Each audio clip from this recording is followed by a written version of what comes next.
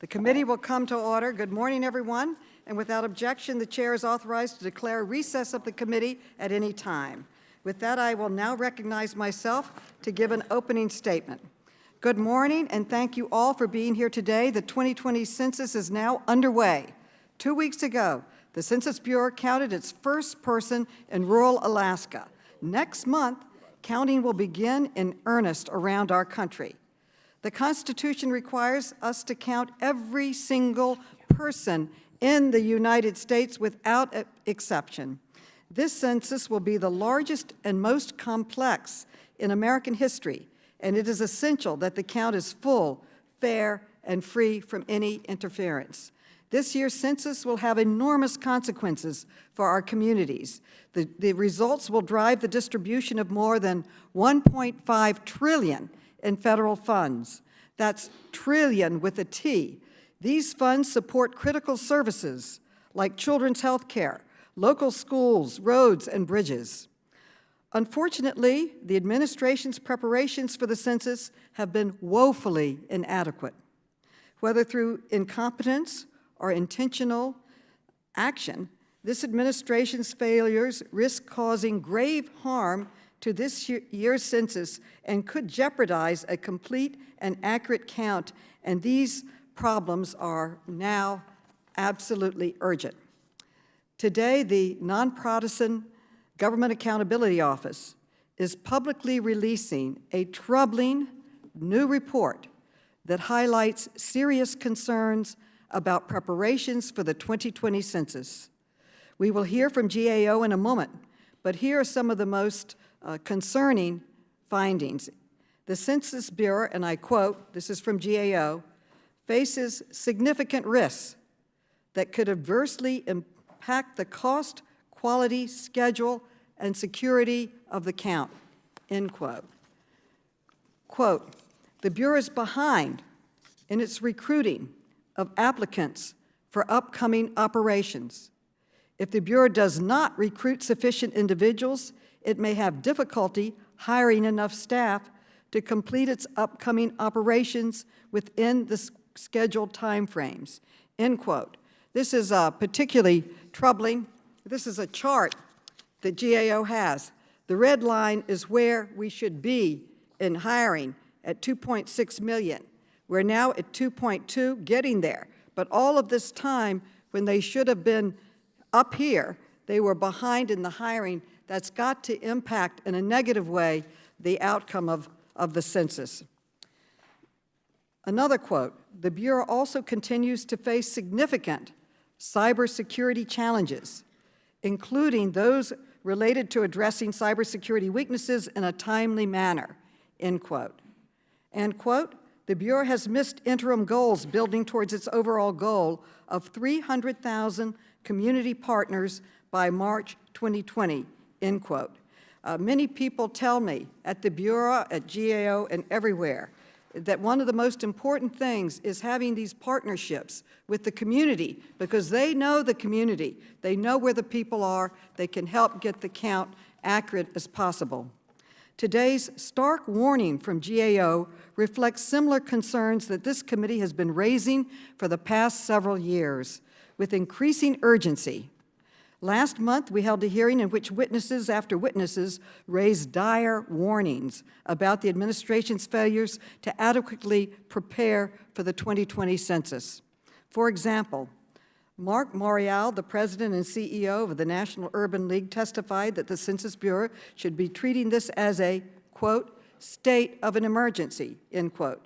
He warned that hiring was far, far behind schedule, and, quote, it's time to ring the bell, and that, quote, the risk for the nation and the risk for our communities is grave, end quote. Vanita Gupta, the president and CEO of the Leadership Conference on Civil and Human Rights, testified that an undercount would have, quote, broad implications for how many teachers to students there are in any school district, healthcare, hospitals, roads, infrastructure, end quote. She also warned, and I quote, stakeholders urgently need more information and a deployment plan, end quote. Arturo Vargas, the CEO of NALEO, Education Fund, warned that the Trump administration's citizenship question debacle, quote, continues to foster fear and doubt, end quote. And this is made worse by a hostile environment towards immigrants propagated by the administration, end quote. John Yang, the president and CEO of Asian Americans Advancing Justice, testified that the Census Bureau's language support program has, quote, several gaps that need to be overcome, and that hiring efforts have been slow and inconsistently inclusive of underserved communities. Today, we will hear directly from the Census Bureau Director, and we'll have a lot of very tough questions for him. There are grave challenges facing us this year's census, and to be honest, I don't have full confidence that the administration is equipped to handle them. Nevertheless, we are committed to doing everything we can to highlight these challenges where we see them, work with our dedicated colleagues at the Census Bureau and GAO, and collaborate with our partners across the country to deliver a fair and accurate count. Our Constitution requires it, our communities rely on it, and our democracy depends on it. And I want to thank really all of the witnesses, and particularly the director, for being with us today, and I look forward to all of your testimony. I now recognize our distinguished ranking member, Mr. Jordan, for an opening statement. Thank you, Chairman. Madam Chair, I want to thank you for convening this timely and important hearing. I want to thank our witnesses, in particular Director Dillingham, for taking the time out of his busy schedule at this busy time to be here and testify today. The census is among the most important matters within our committee's jurisdiction. It is mandated by the Constitution to occur every 10 years and has been conducted every decade since 1790. The data collected from the census is used to apportion seats in the House of Representatives and to distribute more than $600 billion annually in federal funds to states and localities. These numbers also serve as the foundation for estimates of current population and for projections of future population. For these reasons, it is obviously important that the census is accurate and complete. Unfortunately, the Democrats on this committee have largely ignored their responsibility, to oversee preparation for the 2020 census. Instead, Democrats have needlessly spent our time focusing on the citizenship question in an effort to score political points. I must admit that after all this time, I still do not understand why the Democrats do not want to know how many U.S. citizens are living in the United States of America. It's a question that's been on our census before. It's a question asked by several nations around the world, and it's a question that even the United Nations encourages countries to ask. The Democrats basically argued that the question was designed to scare immigrant and racial communities in an effort to undercount those populations, but that is simply not correct. Census Bureau conducted a test in the summer of 2019 to study, quote, the operational effects of self-response of including a citizenship question. Study found that there was no difference in self-response rates between forms with and forms without the citizenship question. Imagine that. Let me say that again. There was no difference in self-response rates between forms with and without a citizenship question. In July of 2019, following a Supreme Court decision, the Trump administration removed the citizenship question from inclusion on the 2020 census. Democrats want you to believe the administration took this action because the citizenship question was fundamentally inappropriate, and that the court vindicated their position. But in fact, the Supreme Court held that the Trump administration had the authority to add the question about citizenship to the census, but took issue with the administration's process for doing so under administrative law. It's only the third hearing Democrats have called to talk about the census since taking control of the House last year. Prior to that, Republicans had held 9 hearings or briefings dating back to 2015 to examine challenges posed by the 2020 census. We are now in the midst of a peak operations for the census. On March 12th, it's 1 month from today, people will begin completing and returning their census questionnaires. This is a time when all systems must be fully operational. That responsibility, of course, lies with Director Dillingham, and certainly it is no small task. The Census Bureau needs to hire approximately 500,000 people nationwide as enumerators to conduct non-response follow-up operations. To reach that number, that hiring target, the Census Bureau is conducting a nationwide recruiting campaign to generate interest in this temporary work with the goal of recruiting 2.6 million interested candidates by March 2nd, 2020, just a few weeks from now. I look forward to hearing about how those efforts are going. Given the enormity of this task and the amount of taxpayer resources expended to complete the census, it is imperative that we work to avoid wasteful spending in this process. Last month, the GAO reported that the Census Bureau had met its criteria for a reliable cost estimate, the first time the Census Bureau has ever met the GAO metrics for reliable cost estimates. We are eager to get an update from our GAO witnesses this morning about the cost effectiveness of the census operations. I hope today that we can do away with the partisan theatrics and actually work together to ensure the census is complete and accurate. Thank you, Madam Chair, and I look forward to testimony today. With that, I yield back. Thank you, and I'd like to welcome our witnesses. The Honorable Dr. Stephen Dillingham is the Director of the United States Census. Mr. Christopher Mim is the Managing Director of Strategic Issues at the Government Accountability Office. Mr. Nick Marino is the Director of Information Technology and Cybersecurity at the Government Accountability Office. Mr. Albert E. Fontenot is the Associate Director of the Decennial Census Programs at the United States Census Bureau. And if you would all rise, please, and raise your right hand, I'll begin by swearing you in. Do you swear that the testimony you're about to give is the truth, the whole truth, and nothing but the truth, so help you God? Okay, let the record show that all the witnesses answered in the affirmative. Thank you, and please be seated. The microphones are sensitive, so please speak directly into them. And without objection, your written statements will be made part of the record. With that, Dr. Dillingham, thank you so much for coming. Thank you for your service. You're now recognized for your opening statement. Good morning, Madam Chairwoman, Ranking Member, Committee members. Thank you for inviting me to testify on the 2020 Census Progress. This census has been planned for the past decade. We are confident that we are on mission, on budget, and on target. As the Chairwoman just stated, the 2020 census began a few weeks ago in remote Alaska on the Bering Sea in the village of Toksook Bay. We start early in remote Alaska where conditions are severe, the nights are long, and before the snow and ice begin to thaw. The village is accessible only by small plane, weather permitting. On the way, in Anchorage, we met with congressional and state leaders, complete count committees, and partners from public, private, and nonprofit groups. We attended a church service in a diverse community where Father Fred bestowed blessings for a safe journey and successful census. The next stop was the small snow-covered village of Bethel, where local officials offered us and local residents native winter gear. When the weather broke, we left in small planes with skilled, brave pilots. We were the only flights able to reach Toksook Bay that day. We were greeted by the village elder. I was whisked off on a snowmobile to the home of the first person in the nation to be counted. As a census worker, I cannot discuss the person's data. The person's answers were in Yupik and were translated. Upon completion, the person looked into my face and with a warm smile and gleaming eyes, reflecting generations of wisdom, saying two words, "Thank you." I was honored to conduct that count. The person was honored to be counted. The census is personal and built on trust. That is how the 2020 census began. As I departed, I stopped at the school gym where villagers gathered. Children were wearing traditional clothes, performing native dance. Excitement was high, the bleachers were filled, native food abundant. The village was celebrating the 2020 census. To conduct a successful count, it takes a village like Toksook Bay, a town like Bethel or Middlebury, Vermont, a city like New York City or Detroit, and a county like Broward County, Florida, Lorain County, Ohio, York County, South Carolina, and the most populous county of Los Angeles. The success of Toksook Bay will be repeated across America.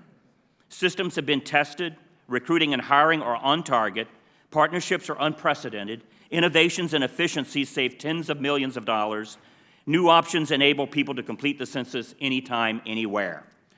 The Government Accountability Office and Inspector General have reviewed our progress. The 2020 census is positioned for success. As in Toksook Bay, it will take trust and engagement. The Bureau has responsibility for data collection and reporting, but the census does not belong to an agency or to the federal government. It belongs to everyone and always has. It is a national asset. Engagement is increasing. We have statewide commissions coordinating efforts. We have an army of partners numbering more than 250,000, actually this morning, more than 270,000, and climbing fast. These partners have employees, members, and followers numbering in the tens of millions. This is the largest civilian mobilization since World War II due to the number of census workers and the enormous public engagement that happens during a decennial census. We have twice as many partner specialists as before. We thank this Congress for augmenting them with thousands of mobile assistants to better reach low-response areas. Complete count committees exceed 10,000, averaging more than 200 per state and dozens per congressional district. Business partners range from small to the largest, with many thousands of employees. Public partners include agencies at the federal, state, and local levels. Faith partners range from single churches to entire denominations. Education from single schools to school districts. Colleges from small to the largest university systems with hundreds of thousands of students, faculty, and staff, and millions of alumni. We have more than 6,000 higher education partners, and the list grows. We want every school and every business as a partner. Universal bipartisan support brings the nation together for this civic purpose. Governors and local leaders have issued bipartisan proclamations of support, as did the U.S. Senate. Nearly all members of Congress are partners. Your help matters. We need leaders and trusted voices. We must work together to foster public trust. We must roll up our sleeves to maximize engagement. Our census professionals are confident, excited, and ready. All systems are go. The countdown is now. The national launch begins in 1 month. Thank you for your oversight, leadership, and strong support. And I think we have a couple of short ads from our national media campaign that emphasize how easy, safe, and important the census is. Our ads will reach 99% plus of all households repeatedly. Is my 2020 census data safe? After sending your census response, your personal information is kept safe. By law, it can't be shared with any other government agency, law enforcement, or landlord.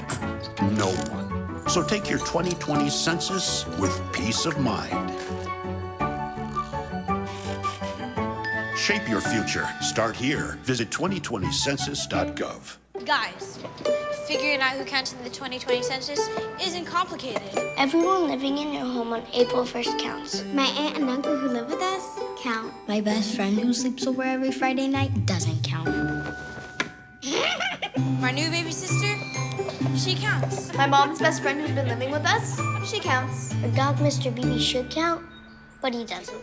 Complete the census online, by phone, or by mail. Shape your future. Start here at 2020census.gov.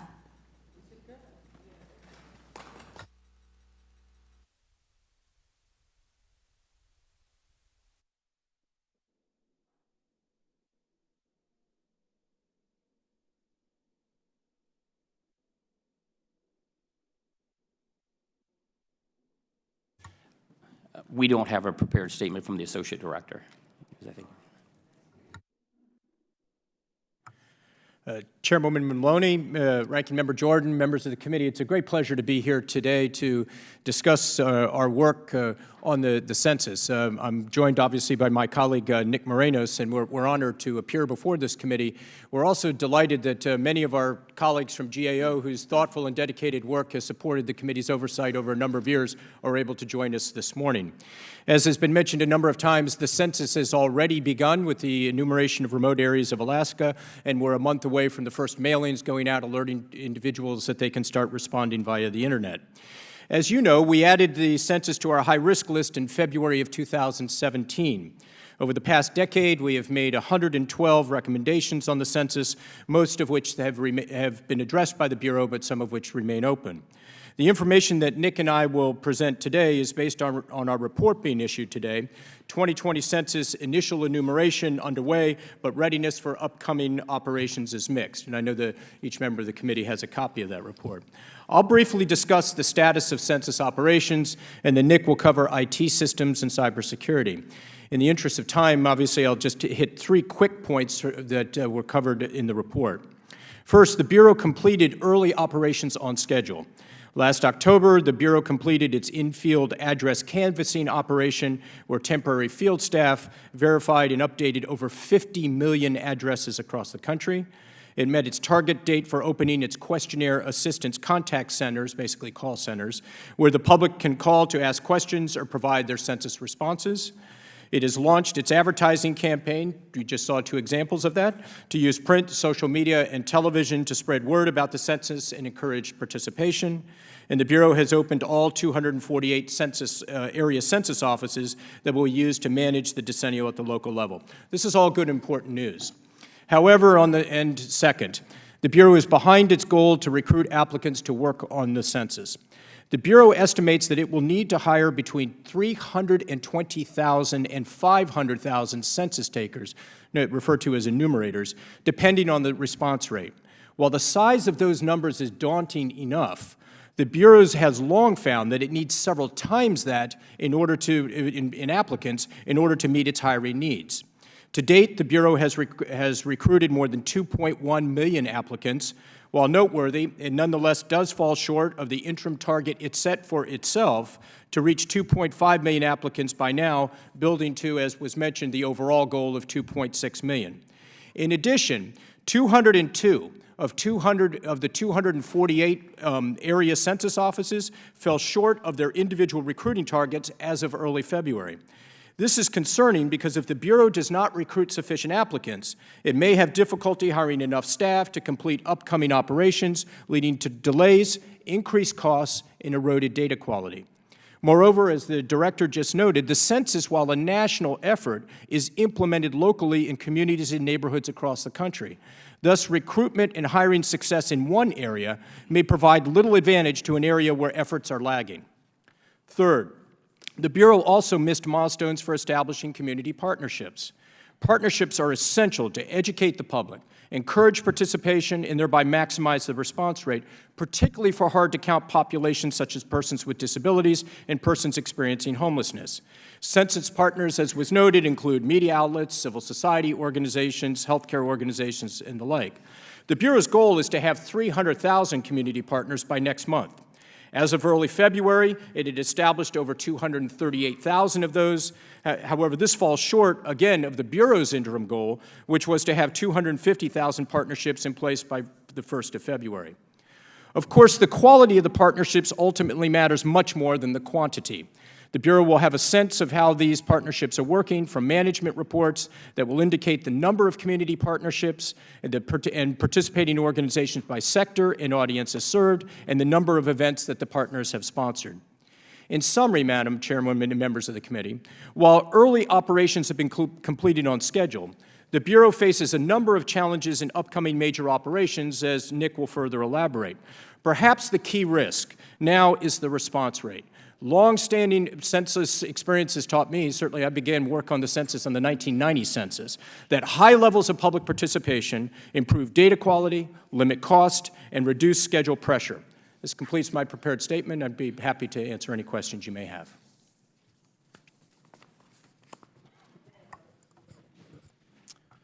Chairwoman Maloney, Ranking Member Jordan, members of the committee, thank you for inviting GAO to discuss preparations for the 2020 census. As Chris mentioned, our latest report highlights a number of IT-related challenges facing the Bureau. These include IT systems readiness and cybersecurity. Stepping back for a moment, I wanted to highlight the complexity of administering the 2020 census from an IT perspective. As you know, the Bureau is tasked with collecting information from over 100 million households across our nation, and to do this within constitutionally mandated timeframes.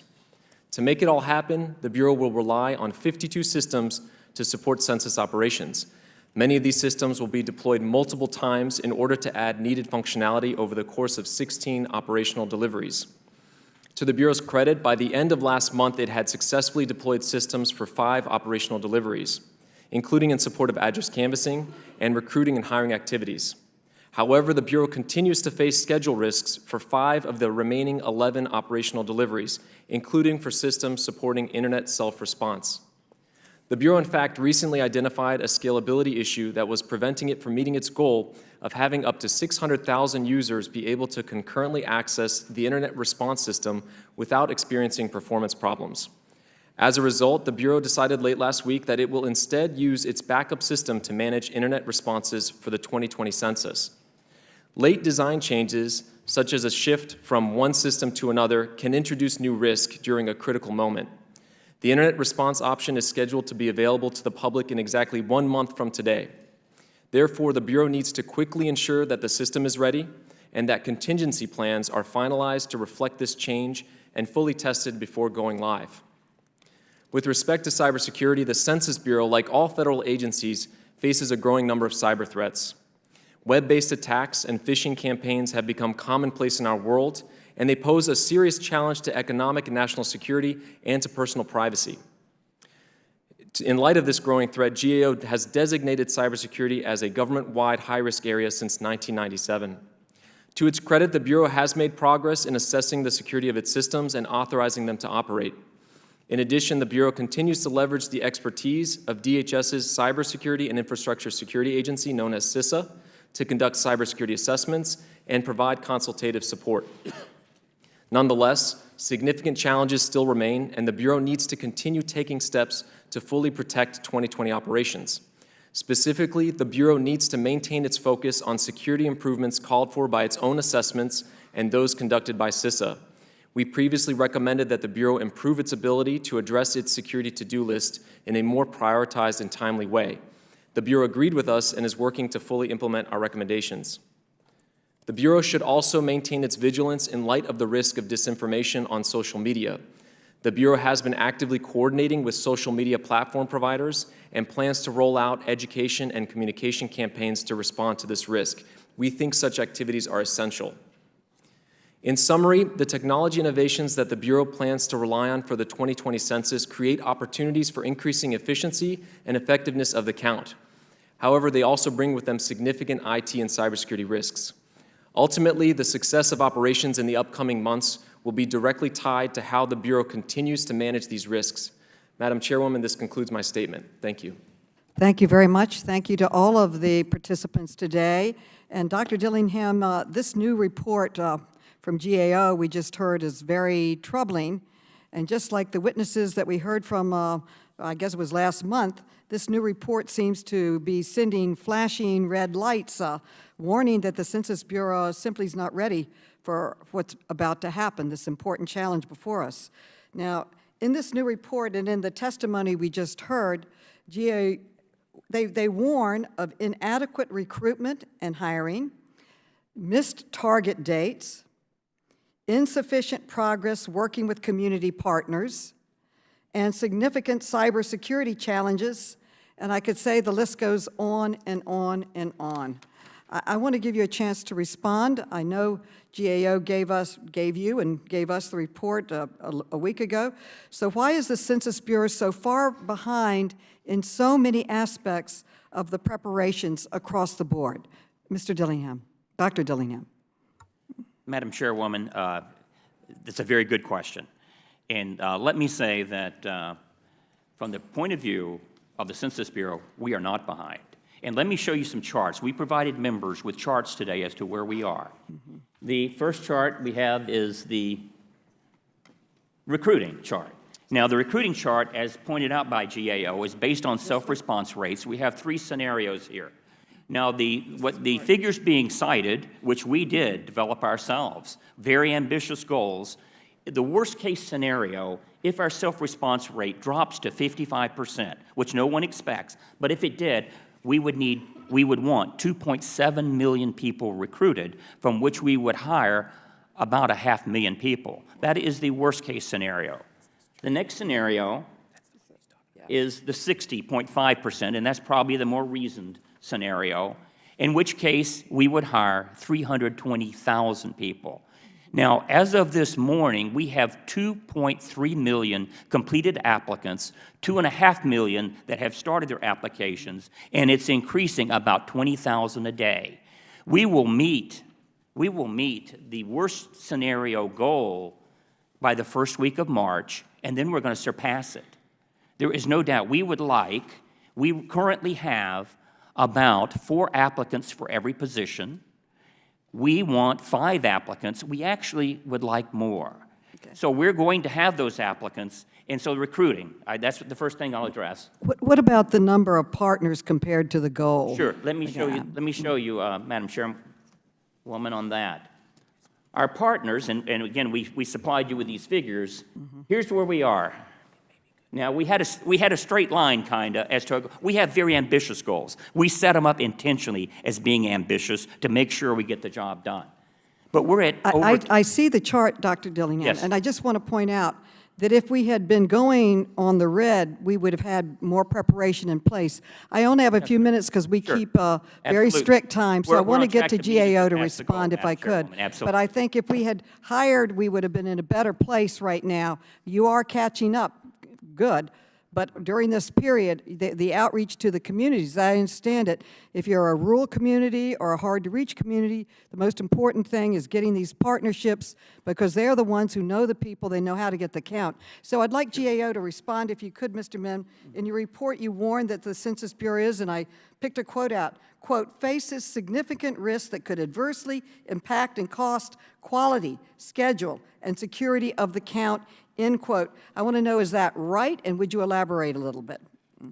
Yes, ma'am, that is right. And then on two of the points that the director was just mentioning on that, it is noteworthy and positive that the recruiting numbers are going up, and that's exactly where we would want them to be, and they are some ambitious targets. But what we've seen with census experience, certainly in the 3 or 4 of them that I've been responsible for assisting the Congress in oversight, is that you can bleed through your recruitment base very, very quickly, and you have, not unexpectedly, you have turnover in that. And so the second part of that is that the national numbers, we focus on those, obviously the Bureau does as well, but that's not, as the director mentioned, where the census is implemented. It's implemented at a local level, and so it's concerning for us that you have those 200 of 248 local offices that haven't met their own targets on that, because that... On that point, Yes, ma'am. and I want to quote from your report, you said the Bureau is behind, quote, in its goal to recruit more than 2.6 million applicants nationwide for upcoming operations. And then your report said that 2.1 million applicants recruited as of February 3rd, 2020, falls short of the Bureau's larger target to reach more than 2.5. Are those numbers correct, and could you elaborate a little bit? Yes, ma'am. They were correct, as the director noted. This is very much a moving target with literally thousands of new applicants every day. But as of even earlier this week, they were the correct numbers that we received from the Census Bureau. Okay. And also you missed this quote. I think this is an important one because I think that one of the most important parts about the census is having these community partnerships in place. And your report finds you missed interim milestones for establishing community partners. Is that right? And how damaging is that? And my time has expired after you respond. Yes, ma'am. It is a concern because it's certainly in the environment that we are now. The larger cultural environment is that we need people to be encouraged to participate in the census, to, as you saw from the ad that the director showed, to believe in the integrity of their data. This is what partnerships do, is that they are trusted voices in the community that can tell people we need to participate. They use the we language. We need to participate. It's good for us, good for the community, and your data will be protected. That's not something that can come out of Washington or Suitland, Maryland. That has to come from trusted local voices. That's the importance of the partnerships. Thank you so much. I now want to recognize the gentleman from Wisconsin, Mr. Grothman. He's recognized for really 6 minutes because I talked for 6 minutes. Oh, my goodness. Time was. So you're honest. recognized. And thank all of you. We all have the same goal to get an accurate count. It's like a basketball player calling a foul on themselves. I can't believe it. Thank you. Very honest. Mr. Dillingham, first of all, I want to nail down who we're trying to count here. Okay, if I am a tourist, do we count a tourist? We do not count tourists. Okay. If I'm a college student who's here for 6 months, do we count the college student? Well, we count college students if they're living here at the time of the census, and the 6 months is a close call there as to how long they'll be living here. Okay. Well, if my parents live in, we'll pretend I'm 18 again. If my parents live in Wisconsin and I go to college in Illinois, am I counted in Illinois or Wisconsin? The methodology that we've used for decades is we count where people are living, so we actually count at the college campus. Okay, so then how do we make sure then the person isn't counted in that case in Wisconsin? If the parents fill out the form and say, Sonny's with me, and somebody else is going around to the college dorm at the University of Illinois, how do we make sure that that person's not counted twice? Congressman, that's a very good question, and we have very elaborate procedures, and that's one place where we really rely on our administrative data that sort of behind the scene we're matching up. So if there's a duplicate submission, if the college student answers the census at the university or the college, and then the parents maybe answers on their behalf back in the hometown, we reconcile that and we eliminate that. And you're confident you can do that? Yes, we How can. about if somebody just goes somewhere to live with a buddy for a month? We do ask the individual where they're living, and we will, probe as to where they're living, and where they report as being living, that's where we count them. How about if I'm a tourist but overstay my visa? If you're a tourist and you tell us that you're here only temporarily as a tourist, that's the information we have. And if you're from another country, then we would assume that to be correct. Okay, how about if I'm here just illegally and I should be leaving? At what point is that somebody who's countable? Congressman, we count everyone wherever they're living. Okay, so if I'm a diplomat, am I counted? Congressman, there are some very narrow exceptions that if you're living at a consulate, then we don't count people that are actually on the consulate, which is owned by the other country. Okay, how about if I'm not living at a consulate? How about if I'm living here in town but work at a consulate and I'm stationed here for 4 months? Congressman, the 4 months would probably, if you're here on April the 1st, and you answer that you're living here and do not indicate when we ask the questions, and I'm going to ask the person with the most experience here who actually oversees the census, but that is a question where we probe further as to the length of time you're living here and in what capacity. It's kind of scary because we're not nailing this down. Go ahead, Mr. Fonda. Mr. Congressman, the question is asked, where do you live or stay most of the time as of April 1st? And our census relies on self-declaration. So if the person says, I live or stay at this address most of the time as of April 1st, they are counted at that address. Okay, and most of the time could mean I'm returning to France in a month, but I should still put down that I'm a U.S. citizen, and there most of the time, what, over the last week, over the last 5 years? What is? Generally, we use a guideline of around 6 months. Okay, so if I'm a diplomat who's here for 6 months and a day, I'm supposed to be counted. That's correct. And is that clear on the form? It is clear in the additional instructions to the form. I'm We not sure. provide Okay. on our online Yep. census, we provide drop-down information that gives you detail on the drop-down information of Now- exactly how to yep. answer the question. Now I'm going to ask you this. It seems to me when cheating goes on, and of course what people are worried here is cheating in elections, usually there's at least the perception that people vote twice or that sort of thing. What are you doing to make absolutely certain that if somebody wants to say more people are living in a state than are, that somebody is not filling out that form 3 times under 3 different names? How do we know that's not happening? We have very elaborate post-collection deduplication processes which use administrative records, prior census information, IRS data to verify that we're only counting people one time. This is not a unique and new problem. I'm going to at ask this you point in again. I'm time. glad I have the extra minute. Thank you.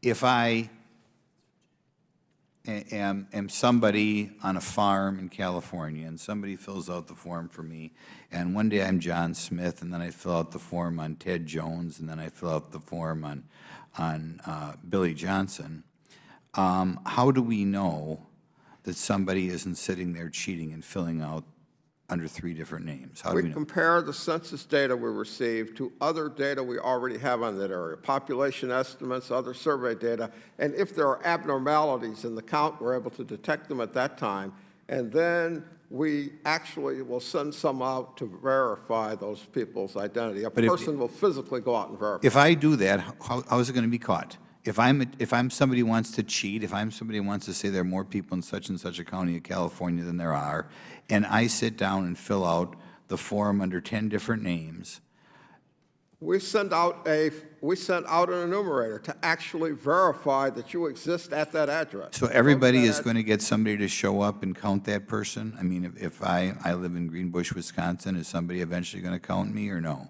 Yes. There will be a person who looks at me in Greenbush, Wisconsin, you're To telling me? verify that your data, if your data is inconsistent with what... No, our not records show, inconsistent, not inconsistent. I'm not saying inconsistent. I'm saying I just sit there and fill out 10 forms of 10 names that weren't in the United States 10 years ago.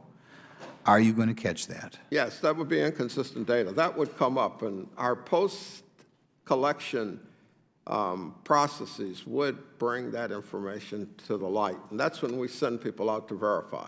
Okay, I'll give a written question later, but thank you very much for giving me the extra minute.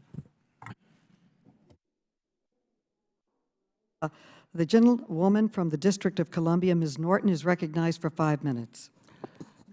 Thank you, Madam Chair. This is an important hearing, and I am particularly interested in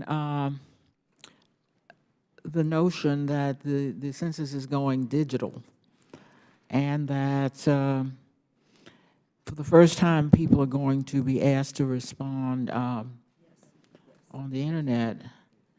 I must tell you, the Iowa primary debacle comes to mind when I think of the census going digital. So I'm interested in the Bureau's plans in the event that the systems, in fact, experience some kind of attack or disaster. Now, the IG wrote and something that really terrifies me.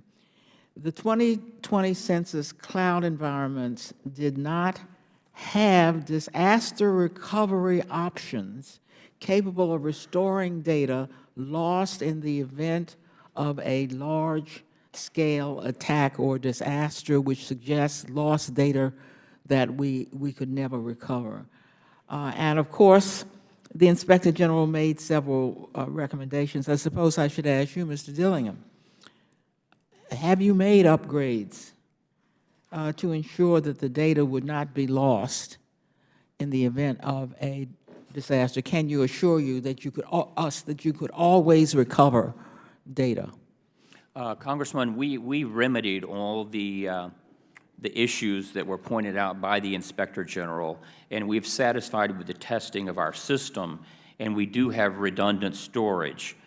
In the event that there was some type of a catastrophe in which people could not reply online, and our Associate Director can address this, he can tell you how many millions of additional forms that we have prepared on paper, and we're ready to mobilize a different process to people could respond on paper, but we don't foresee that happening in any way, and in no way is it comparable to what happened. I'm talking about data that is lost. I'm talking about recovering data, not people who are using pen and pencil, but recovering data from people who have used the internet to respond. I can assure you— who have digitally responded, I should say. I can assure you that we have worked with the best minds in the private industry and the best in the intelligence communities, and our systems are continuously monitored 24/7. So if you lost data, let me ask the Inspector General, are you satisfied that at some point all data could be recovered if there was some attack or some kind of disaster? Well, Ms. Norton, the report that you refer to was from the IG. GAO has also been on record as emphasizing the importance of contingency planning, so that disaster recovery planning. We mentioned in our report that we're issuing today that we're still waiting to see the Bureau finalize their plans. And as I mentioned in my opening statement, this is especially important given that we're just 1 month away from internet self-response going live. So it's important for the Bureau not only to document what it's going to do in the event that a primary system needs to fail over to a backup system. And so that's why we continue to emphasize that as a key point. Well, it looks like we don't have the contingency.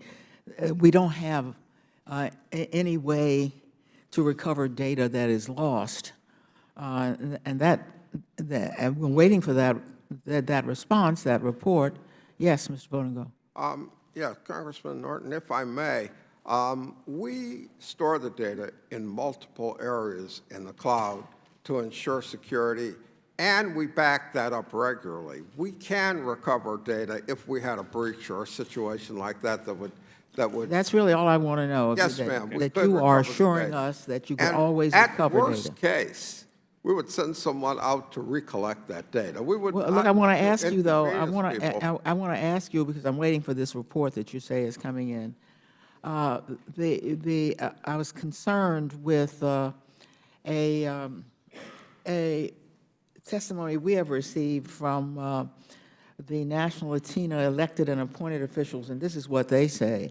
I firmly believe that we need a Plan B and that the Census Bureau needs to make sure it has adequate supply of paper forms at the ready should something happen and the computer load capacity not work, as we saw previously in health.gov. So I'm going to ask Mr. Marino, does the Census Bureau currently have enough paper forms to use in the event of a system failure?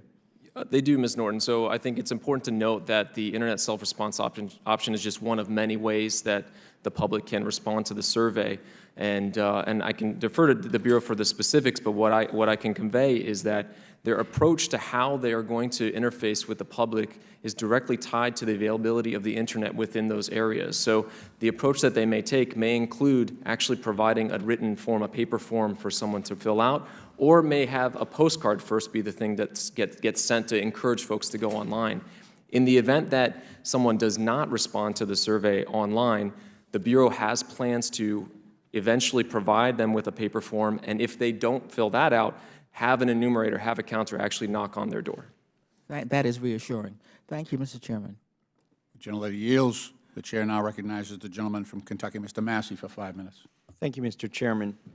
It looks like a lot of the contingencies depend on the self-response rate. How did you estimate the self-response rate, and how do you think it's going to change this decade because of the internet option?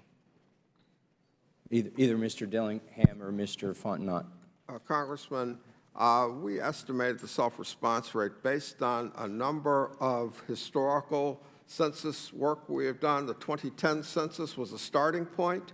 We looked at the 2016 test, the 2018 test, and a test we did in 2019, and we also conferred with our colleagues from other censuses throughout the world. One of the things we're seeing on a global basis is people's propensity to respond to surveys and censuses has declined over the last 2-3 decades. And therefore, we are projecting 60.5% response rate, which is lower than the total response rate we had in the 2010 census at the same point in time.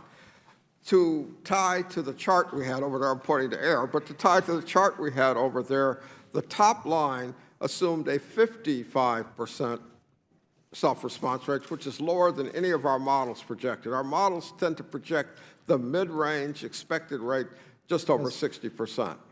How does the response rate, the self-response rate, differ between the short form and the American Community Survey?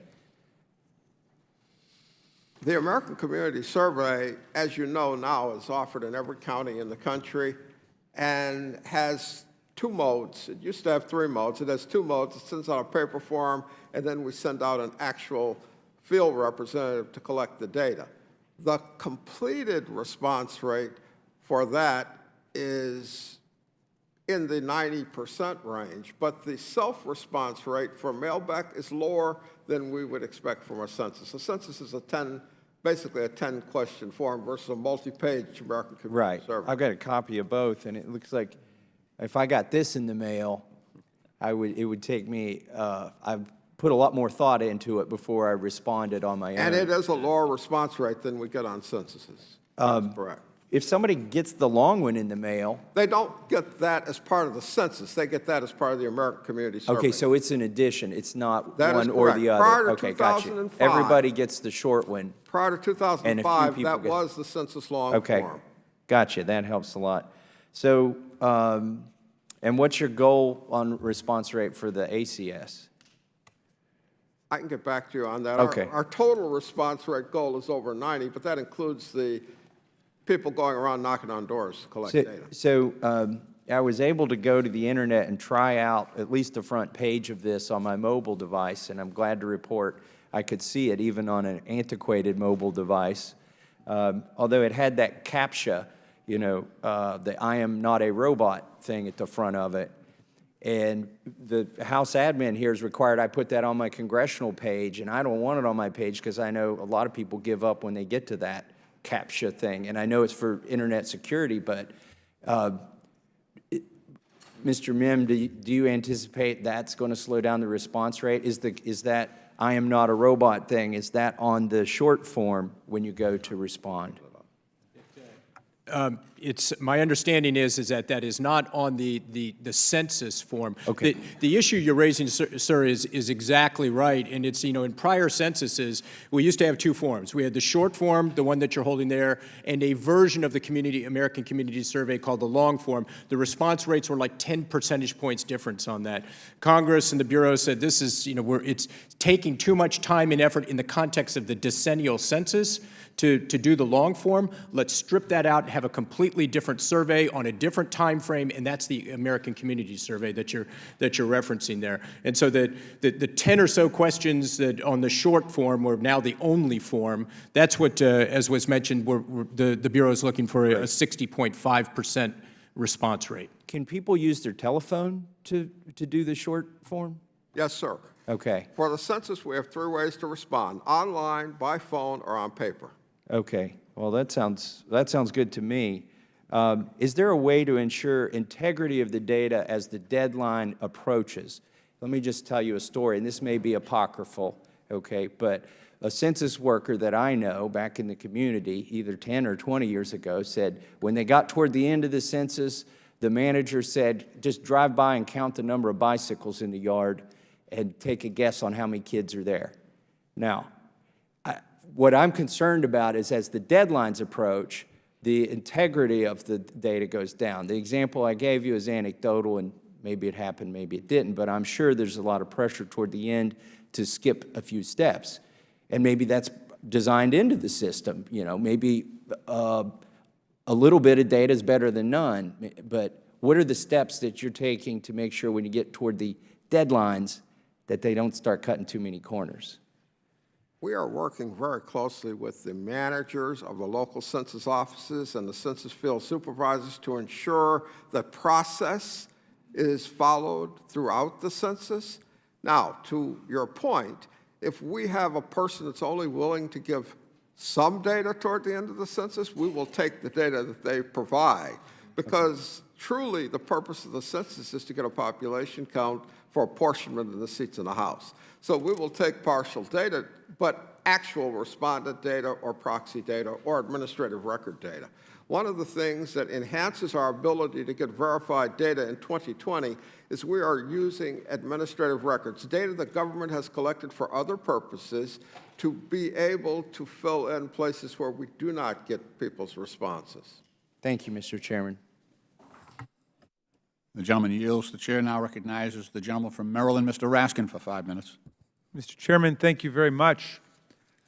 This committee's been focused like a laser beam on the census. We have a constitutional duty to make sure that all persons are counted in the United States. This is necessary for fair elections. It's necessary for fair and efficient distribution of governmental resources. So we've been focused from the beginning on this. Any suggestion that this committee is somehow responsible for the problems experienced by the Census Bureau is, of course, absurd. It was the Trump administration, not this committee, that tried for nearly a year to add an illegal citizenship question to the census, and of course was tied up in courts for months until the Supreme Court did the obvious and struck down the citizenship question as completely outside of the normal administrative process.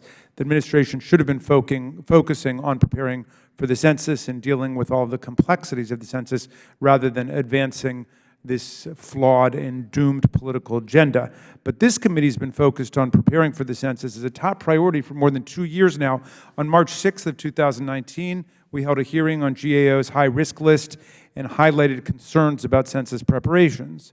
On May 29th, 2019, our Subcommittee on Civil Rights and Civil Liberties, which I chair, held a hearing in New York at the intersection of the districts of Chairwoman Maloney and the Vice Chair of our subcommittee, Ms. Ocasio-Cortez, on what states and local communities are doing to prepare for the 2020 census and how they can be more actively engaged in the process. On July 24th of last year, the subcommittee held another hearing and heard testimony from the director of the Census Bureau and the GAO.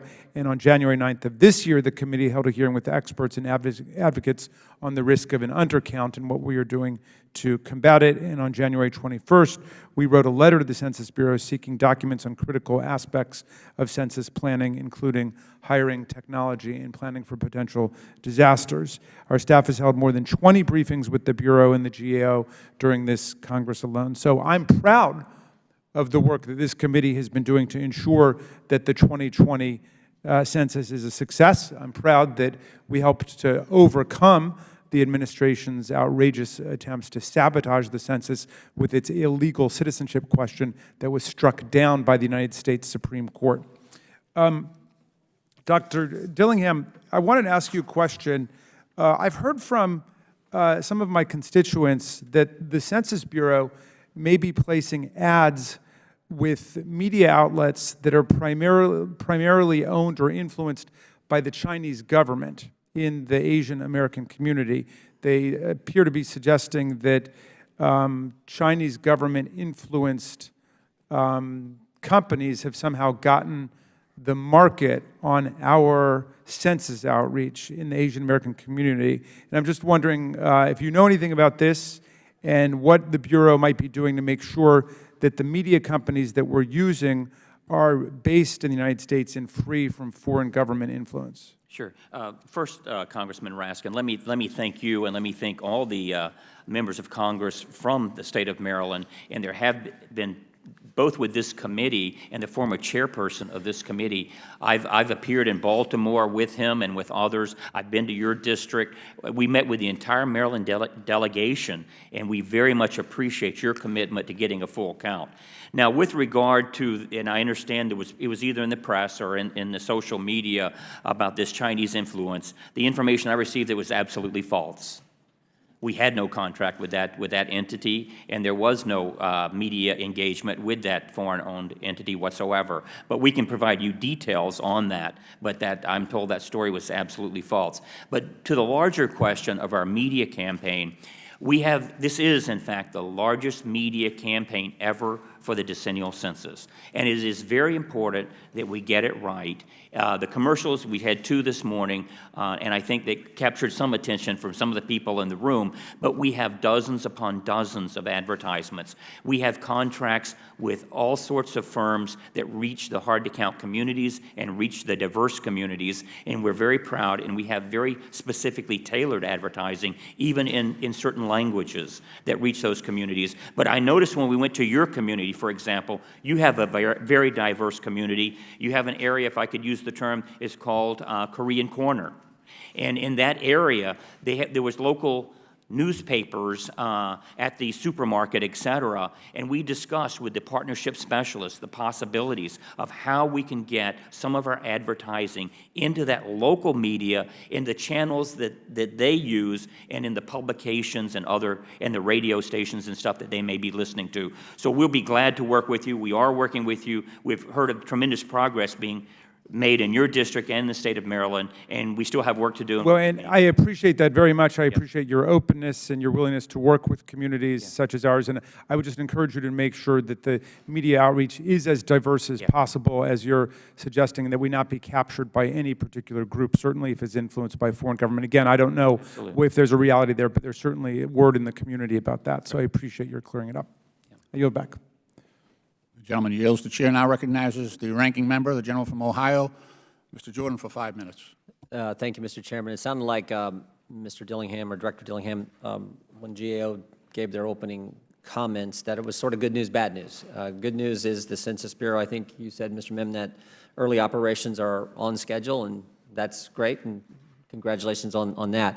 But then on the number of applicants you need to get the employees you need, sound like you were behind in both numbers. 2.5 million you need in applicants, over 500,000 you need of actual enumerators, people out doing it. Sound like you're behind on the partnership issue. And then, of course, Mr. Marino's talked about IT and cybersecurity concerns as well. So I just want to give you a chance to say, are you going to get there? I mean, Sure. Congratulations on being there on the early stuff, but now it's the real deal. And frankly, I think members of Congress and the country like to know that you're going to get there. And you had some charts up earlier, but I just want to give you a chance to respond to those.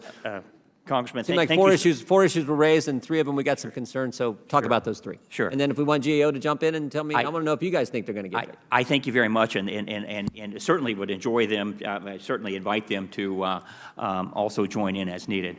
You know, we set very ambitious goals, and one of the goals showed a straight line to reach the worst case scenario. We operate by 3 scenarios, but we want to make sure we recruit people, the worst case scenario, the 2.7 million. We will reach that in the first week in March, and we're going to exceed that.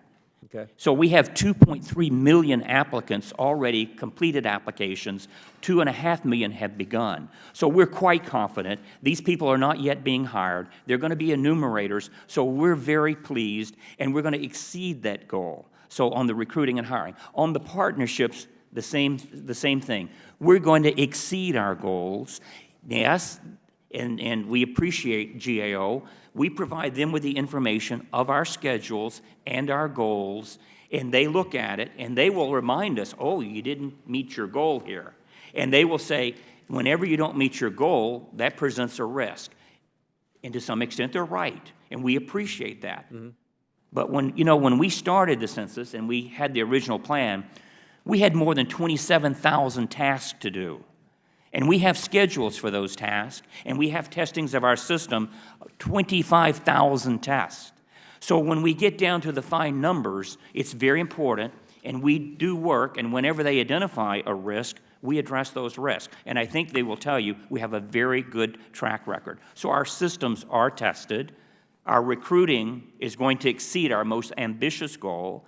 Our partnerships already surpassed the last decennial census by the point they had reached at the end of the census, and we're a month out before we even do the first mailing. So we're way ahead of what's needed. Did we deviate some from our schedule? Applicants, employees, or enumerators, you feel good, and you feel good about the partnership as well. Absolutely. Tell me about the IT concerns. You got any? What your the thoughts IT. There? Then I want to give GAO a chance to tell me if you're giving it to us straight, which I assume you are, but we'll give them a chance to respond. With our IT, I can tell you that we have not missed any operational or testing deadlines for the 2020 census.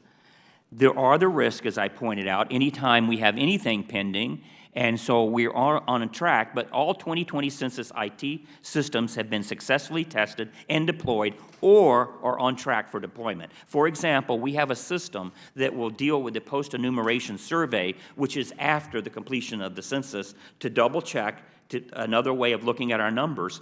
Now, we have tested that system in the past, and it worked, but we're going to test it again. Okay. So we feel very comfortable. The professional census have a high degree of confidence. Yeah. Thank you, Director, and I appreciate all the hard work. I know you're working hard. I want to give GAO the last minute to respond.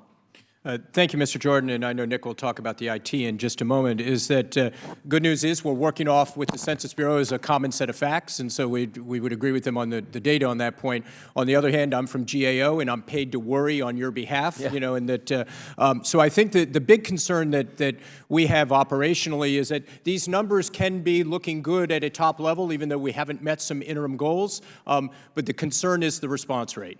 It is the 60.5%, which is what they're hoping to achieve, would still have a 61 million households for follow-up. You can bleed through a recruitment base very, very quickly in hiring the enumerators for that. And if it gets up to, obviously, the 55 or goes as low as the 55%, which would be, you know, very bad, as the Bureau mentioned, you're at 66.7 million households that you'd have to follow up on. So if we get in a month from now or, you know, 6 weeks from now, when we start seeing the response rate, that's going to really give us all a good feeling or really some more concern. And I know Nick will talk about the IT. So I think our title of our report talks about a mixed preparedness, and I think that's fair because in many ways positives are there. We've seen the Bureau able to successfully deploy dozens of systems in support of 5 of the operations to date. The reality and where the risk is and where my worry resides is just in the time, right? We're sort of in a pressure cooker of time to get a lot of things done, and the Bureau has, in particular, 2 key operations coming up in just the next couple of months. You mentioned in your statement as well, Mr. Jordan, about the fact that we're 1 month away from internet self-response, and we're also just over 2 months away from the beginning of the enumeration process, too. So the Bureau has a lot of work ahead of it to complete the testing that it's done. Now, to its credit, and accurate to what Dr. Dillingham has said, they've put a lot of effort into that testing, and in fact, what I mentioned earlier about the decision to switch from one system to another was the result of the rigorous testing that the Bureau is undertaking. So at the end of the day, I think the risk still exists because of the amount of work that the Bureau has to do within a short period of time. Thank you. I yield back. Thank you, Mr. Chairman. Gentleman yields. The chair recognizes the gentlewoman from Florida, Ms. Wasserman Schultz, for 5 minutes. Thank you, Mr. Chairman. Mr. Dillingham, I think we can agree that the stakes are too high for the Census Bureau to have a one-size-fits-all approach to advertising and community outreach, and I can certainly appreciate that you have a large volume of community partnership relationships. In my district, Florida's 23rd, I'm proud to represent a majority-minority community that is filled with people from all over the world, including the largest concentration of Venezuelans, for example, of any other district. Effectively communicating and building trust with my constituents is going to be notably different in terms of the way we connect with them and reach out to them than it would be just a few miles up the road on 95. I'm very concerned that the Census Bureau has not taken seriously your responsibility to understand all the communities that you must reach to have a complete and accurate count. Now, we know one way to build relationships in hard-to-count communities is to enlist local businesses, for example, and groups to be Census Bureau ambassadors. Dr. Dillingham, the House Democratic Caucus, the Tri-Caucus, and the Census Caucus wrote you recently requesting information on the status of the Bureau's community and national partnership engagement programs and asked for a response by December 13th, 2019. The answer that you finally provided just last night was nearly 2 months late and woefully incomplete. The letter requested a list of the name and location of every local partner organization in the United States organized by congressional districts, which I know is entirely possible. We've gotten it before.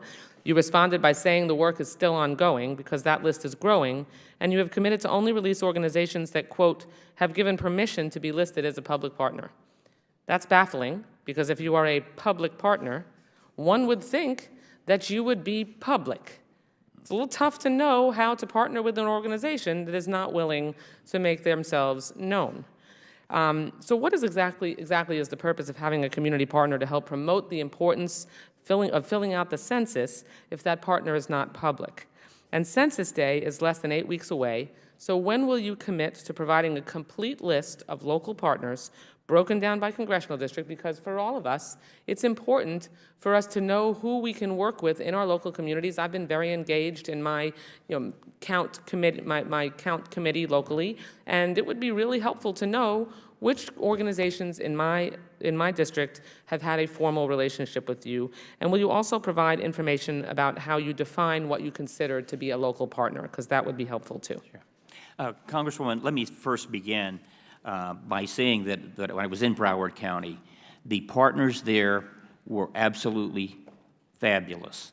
When I went to the Broward County Complete Count Committee, we actually ran out of time when they're going over all the contributions that all the members of that committee are meeting. The room was filled with partners. Right, I know, Dr. Dillingham. We have a very well-organized Complete Count Committee. I've been very much a part of that and helped launch it. Absolutely. And I would like an answer to my question. Okay, and you define the responsibility and need absolutely correctly. I agree with you. On the, we hope to get that. We hope to get when people completed over the past year or so, signed up as partners. I'm informed that we need to double check. Some may not have given us permission at the time to go public, but my understanding is makes no sense, my understanding is we will be releasing those documents. They're under review. When? And that's beyond. When? I hope today and or tomorrow, but I cannot. Why did it take until 2 days ago for you to respond to a letter that we asked for a response by December 13th? Well, I think one of the current issues is the release of that information, which is under review. Okay. That doesn't make any sense. The length of time that since the letter was sent until 2 days ago is more than enough time. Up until the December 13th, you had more than enough time to get the answers to the questions, to get permission from the public organizations that are partners on the census. Otherwise, they shouldn't be partners if they're not willing to make their names public. And again, the census is less than 8 weeks away. If you are really committed to reaching hard-to-count communities, then we need that information right now. I agree to do whatever I can to get you that information as soon as possible. So today is Wednesday. Can we be assured of having it by Friday? Congresswoman, it is in a review process that I do not control. Okay, well, who does control it? All documents that leave the Department of Commerce go through a review process. I understand. Who controls whether and when that information is released to the public, to members of Congress, so we can make sure that we can maximize the count of hard-to-count communities? Congresswoman, I will certainly... You can't tell me who it is, who's in charge? Who is in charge of giving you permission to release that information? And is it actually finished and they're just not letting you release it? Congresswoman, I will have to get back to you. Is it finished and you're being told you cannot release it? I would be totally honest if I knew the answer. You don't know it is who in it a is? review process. I'm sorry. When it gets through the review process. Are you honestly telling me that you don't know who is in charge of letting you know that you can release it? You don't know, or you won't tell me? I will let you know when I get the determination that is releasable. I actually expect it very soon. No, I want you to let me know now who is preventing you from releasing it. Who do you answer to that is directly responsible for telling you you can release the information? Who? Position, title, name. Congressman, I honestly do not know who all is involved in the review process. Okay. You're the director of the census, and you don't know who is responsible for reviewing the items that you've been asked to produce for the Congress? Congresswoman, I know that ultimately people review it and look to see that it is in accordance with law and whatever rules and regulations may apply. And I'm not fulfilling that legal responsibility. You know, you were sworn in at the start of this hearing, right? And that you're supposed to be telling the truth to our committee when we ask you questions. Absolutely, Congresswoman. It really is hard to believe that you don't know who's responsible for reviewing the materials that you need permission to release when we ask for them. You're the director of the census. I could generally refer to people that are normally in the review process, and it is usually people with legal responsibilities for reviewing. How are you going to get the permission if you don't know who to go to? It will be communicated back to us when the review is completed. I do not foresee delay. Okay, we're 8 weeks out from the census, so I would like an answer today when the information is going to be released so we can effectively work across the districts in the United States of America with our public community partners, and the director of the Census Bureau allows them to be public. Can you commit to that? Congresswoman, it's not that I'm stopping anyone. You work with them each and every day. You know many of them. I don't know who they are. That's my question. They can certainly. No. Yes. I don't know who they are. That's my question. You know who they are. And you are not providing the information to our Tri-Caucus, to our CBC, to our Census Caucus. And you can't even tell me who it is that is holding it up or who is responsible for reviewing it. Congresswoman, that's outrageous. We will review the process. It's a deliberate obstacle that you are throwing in the path of trying to make sure that we can get hard-to-count communities counted. And that's obvious. I'd like an answer Congresswoman, I disagree with that by the end of the characterization. week. There is no deliberation. I would prefer that you get the list today. Okay, well then please ask whoever, send it up the food chain and try to figure out who it is that is responsible for it and let us know as soon as possible. I will. Thank you, Madam Chair, for your, Mr. Chairman, I yield back. Appreciate your indulgence. The chair will afford equal time to the minority with respect to questioning. The gentlelady yields, and the chair recognizes the gentleman from Louisiana, Mr. Higgins, for 5 minutes. Thank you, Mr. Chairman. Gentlemen, Thank you for your endeavor to serve our country by delivering an accurate census count. Let me say that I believe sometimes we can get a little too close to a particular mission, and we lose the 30,000-foot view. And perhaps this committee has been overly focused on one particular aspect of the census count or another, and I believe has lost sight of exactly if we are addressing the cultural change in our country since the last census a decade ago. And despite the best efforts of the entire census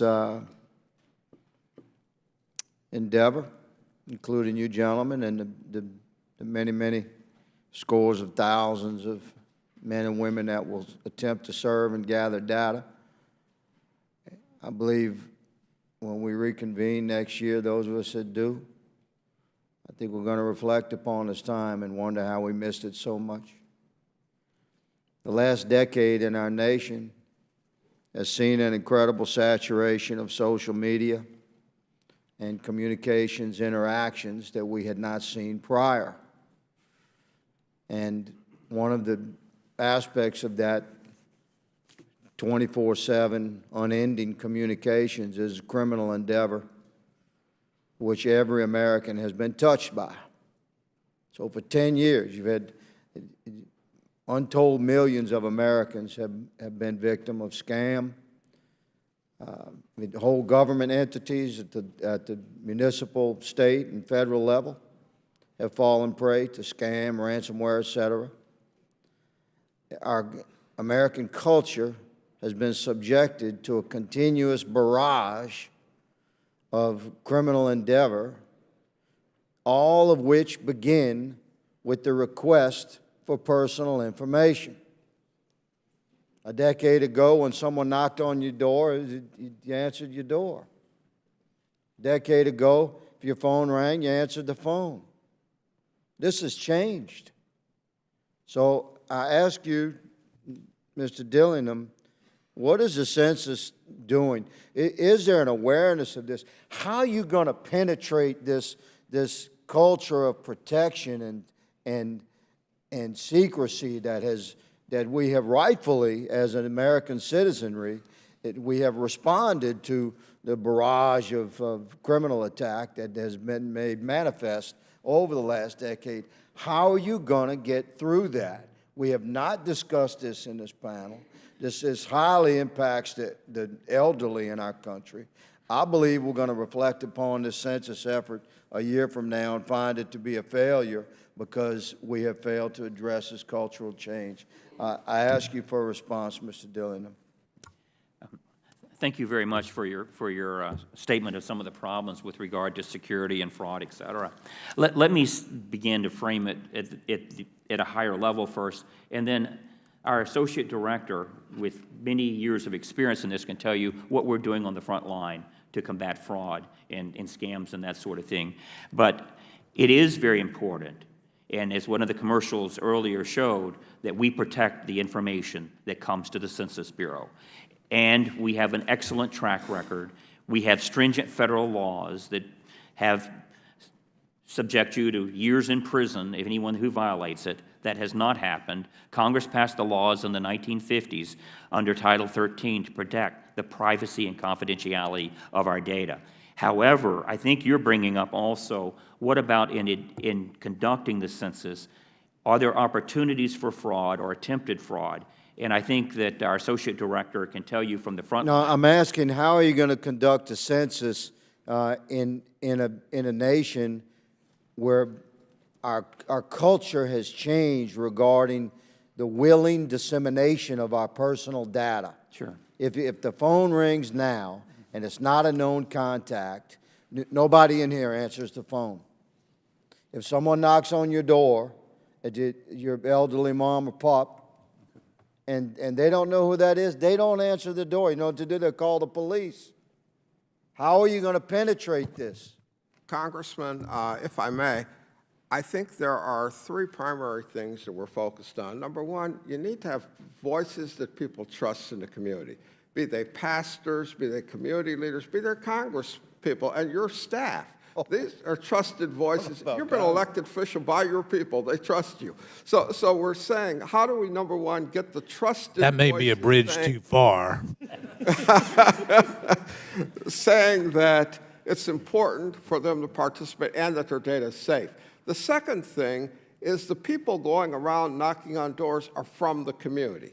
The key to census hiring is hiring people who live in the local community, who are familiar with the local community, who speak the languages, and can go around and knock on the doors. Is there a plan to reach through those avenues, sir, through pews and pulpits and? Yes, absolutely. We have a town halls faith-based program of how we talk to pastors, get churches engaged as partners. We have an initiative which is called Mobile Questionnaire Assistance, which the Congress actually mandated that we set up for 2020 and funded with $90 million in the last appropriation. The mobile questionnaire assistance allows a census person to go to grocery stores, to assembly areas where people are assembled with a device and work with the people to actually take their enumeration. Ideally, they will work with the partners and the community organizations in that neighborhood to say, all right, what's a good time? Can we assemble? You have a church tea at the VFW hall, at some event, and we will be there. We can talk about how your information is safe. We can take your information right there at that point in time. Well, we hope it works. We shall see. We all want an accurate count. Thank you, Mr. Chairman, for your indulgence. I yield. The gentleman yields. The chair now recognizes the gentlewoman from Illinois, Ms. Kelly, for 5 minutes. Thank you, Mr. Chair. This year marks the first time the census will be conducted mostly online, yet more than a quarter of American adults do not have access to high-speed internet at home. This digital divide affects people in rural areas who are less likely to have broadband access than other Americans. My district is urban, suburban, and rural, and I've done about 6 census briefings across my district, and when we had the census briefing in my most rural area, the gentleman from the census said 40% of the people don't have access to the internet. And of course, as you know, this is not just a rural issue, because I've had people in the city of Chicago that don't have access. According to data from Pew Research, 44% of adults who earn less than $30,000 do not have broadband service at home. Around 1/3 of Hispanic and Black adults also lack home broadband access, and only 59% of Americans 65 years and older have home broadband. So while the internet will make it easier for some people to participate in the census, I am concerned that relying on internet self-response will make counting hard-to-count populations even harder. So, Mr. Dillingham, what is the Census Bureau doing to make sure that those homes without broadband access are counted in 2020, including those who live in areas where the Bureau is using internet self-response? Congresswoman, thank you so much for that question. And we have been in areas of New York and across the country where the connectivity rates are low. Even in Alaska, I can tell you stories there. We're doing a lot. But keep in mind that that's one of the important features of this census is people can answer in 3 different ways. They can get on their phone, even a hard line, doesn't have to be a smartphone. Or they can answer on the internet with a smartphone or with a computer, or they can do it on paper. So in those areas that we have already determined the connectivity is low, and our associate director can give you great details on this, we're identifying those 20% of the country where in our first mailing we send out on the paper. We send it out on paper. Now, other areas, we send it out on the 4th mailing, and we do a total of 5 mailings if we haven't heard from people. But so that's one way. But in areas like New York City, et cetera, the American Library, we have partners all across the nation. The American Library Association has asked all of its member libraries across the nation to open their doors, and I've been to those libraries. It is so important. And that is a way that people can go, but it's just not the libraries, it's the businesses, et cetera. When I was in Baltimore, Maryland, they wanted a storefront operation where people could come in and be assisted. We don't do that. But in meeting with the mayor, a former senator from Maryland, the former chair of this committee, et cetera, we identified in one day going through the hard-to-count communities 80 different locations where people could use the computer. So if they want to use the computer, there will be more avenues than ever. At the same time, they can make a simple toll-free call. They can do it on the way to work. We don't want them to do it while driving a car. Right. And they can submit their information that way, or they can do it on paper. And if they don't, then we send someone to collect it from them. And also, this year, the Census Bureau is using mobile questionnaire assistance centers to provide on-the-ground help for those who are struggling with their form. However, to my knowledge, the Bureau has yet to release plans for the location of these mobile questionnaire assistance centers. So will these be available in areas with limited broadband access? They will, and we can give you a lot of details and be glad to brief you on that. But what we do, that is one of the primary benefits of this. We can take the technology into the communities and reach the hard-to-count at events, et cetera. Now, one of the things that we, Associate Director can tell you our schedule, we will start out in those low response areas. But wherever, we work with our partnership specialists and with the community, wherever there's an event, where everyone points to a need that you can reach these people. For example, in the city of Detroit, it happened to be a donut shop. We can bring the technology there and assist the people. Okay. And then what efforts are you making to educate individuals on how to fill the forms out? Sure. Like, you know, seniors or those with low English proficiency? So basically, in our communications campaign, we kind of present an easy picture for them. But if they have specific questions, there's toll-free numbers. We have 10 customer assistance centers around the country with 9,000 employees taking the calls and giving assistance. Okay, thank you. I yield back. The gentlelady yields back. The chair recognizes the gentleman from Kentucky, Mr. Comer, for 5 minutes. Thank you, Mr. Chairman. I know we're all concerned about a potential undercount. When the census was completed 10 years ago, immediately groups were claiming there was a massive undercount. If you recall, can you answer this question? What, the estimated undercount 10 years ago, were those predominantly rural, or were they urban, or was it a mix, or do we know? Let me start, and then specifics, Associate Director can answer. You're exactly right. We have to make sure that everyone is counted, and that undercount is we are pulling out all the stops to reach both with the technology, the hard-to-count areas, but also working with our partners across the nation that are so dedicated. And we've got. We can tell you all those partners, the pediatrics groups, et cetera. But let me turn it over to Al, and he'll give you some more specifics. Congressman, the largest areas of undercount were actually demographic minorities, Hispanic, African American, males, ages 18 to 30. How do you know those were undercounted? I mean, if... By very large numbers, those were undercounted. Yes, that's where the majority of your undercount will lie. You know, if I look at urban versus rural versus suburban versus even the reservation areas, and I look at that, it's not a consistent picture across those geographic type of areas. For example, some states with large undercounts have primary rural populations. Others are among our best counted in the country. So there's no consistency like that across. Will there be... Can I add one I think? Yes. A lot of people do get confused with self-response and undercount. So when communities, the hard to count, are not self-responding, some people call that an undercount.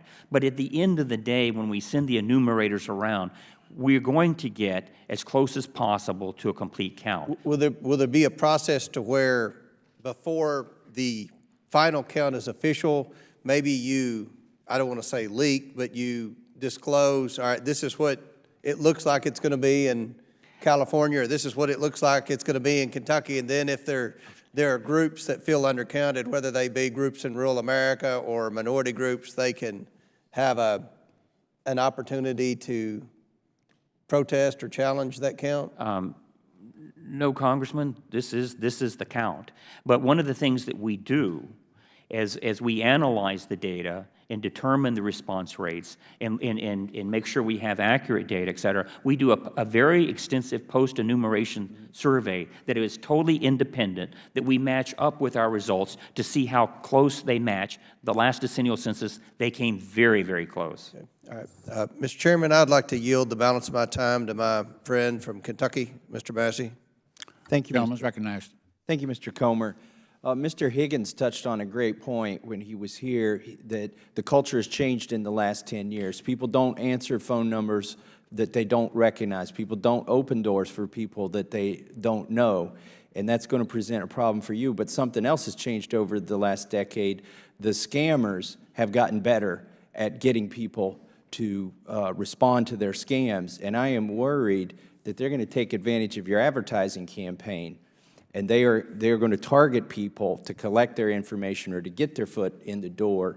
And so, in fact, I even saw a congressional piece of mail that came from a congressional office that was made to look like a census so that they would get a better response rate from constituents and collect their emails. And there was no nefarious purpose there, but it's well known that people do respond to the census more than a random email from somebody. So what are you doing to prevent it? But most importantly, how fast are you going to be able to respond to these scams? I've seen people use my name in mailings to try and get $20 from somebody to track their Social Security form or whatever.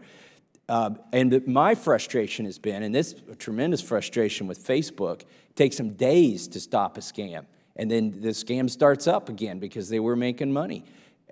So if the chairman would indulge the witnesses and myself to give them time to answer this question, can you tell me what you're doing to prevent the scams, and what's your response team look like, and what's your response rate going to be?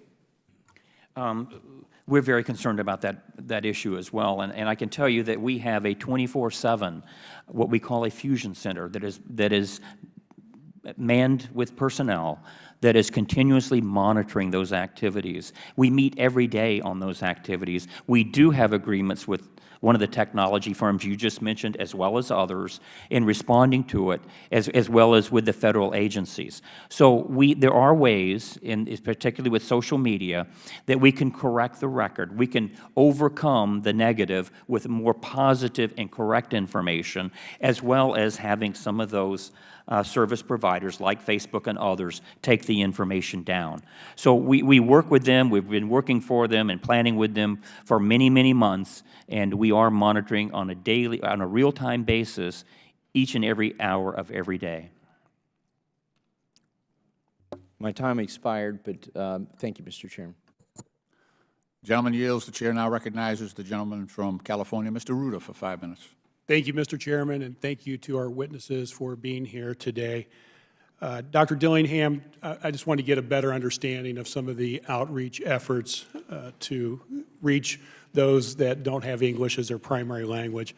My understanding is that 1 in 5 people in America have a primary language other than English that they speak at home, and that there's approximately 400 languages and dialects here in the United States. I represent part of Little Saigon in Orange County, which is the largest Vietnamese population outside of Vietnam. And many of the individuals there are refugees who not only is Vietnamese their primary language, it is their only language that they speak. Yet I know that from the paper census, we are only in English and Spanish, and that there's efforts to reach those through the internet, but often people don't have access to the internet. So what resources is the Census Bureau using to reach those individuals who obviously aren't English or Spanish, so the written ballot doesn't help, and also have challenges accessing the internet? That's a very good question. We're doing more than ever before in that area. Actually, we provide assistance in English and 12 other languages. And then we have materials in 59 languages. So we reach far more than 99% of the population with our language assistance. However, as you mentioned 400 dialects, et cetera.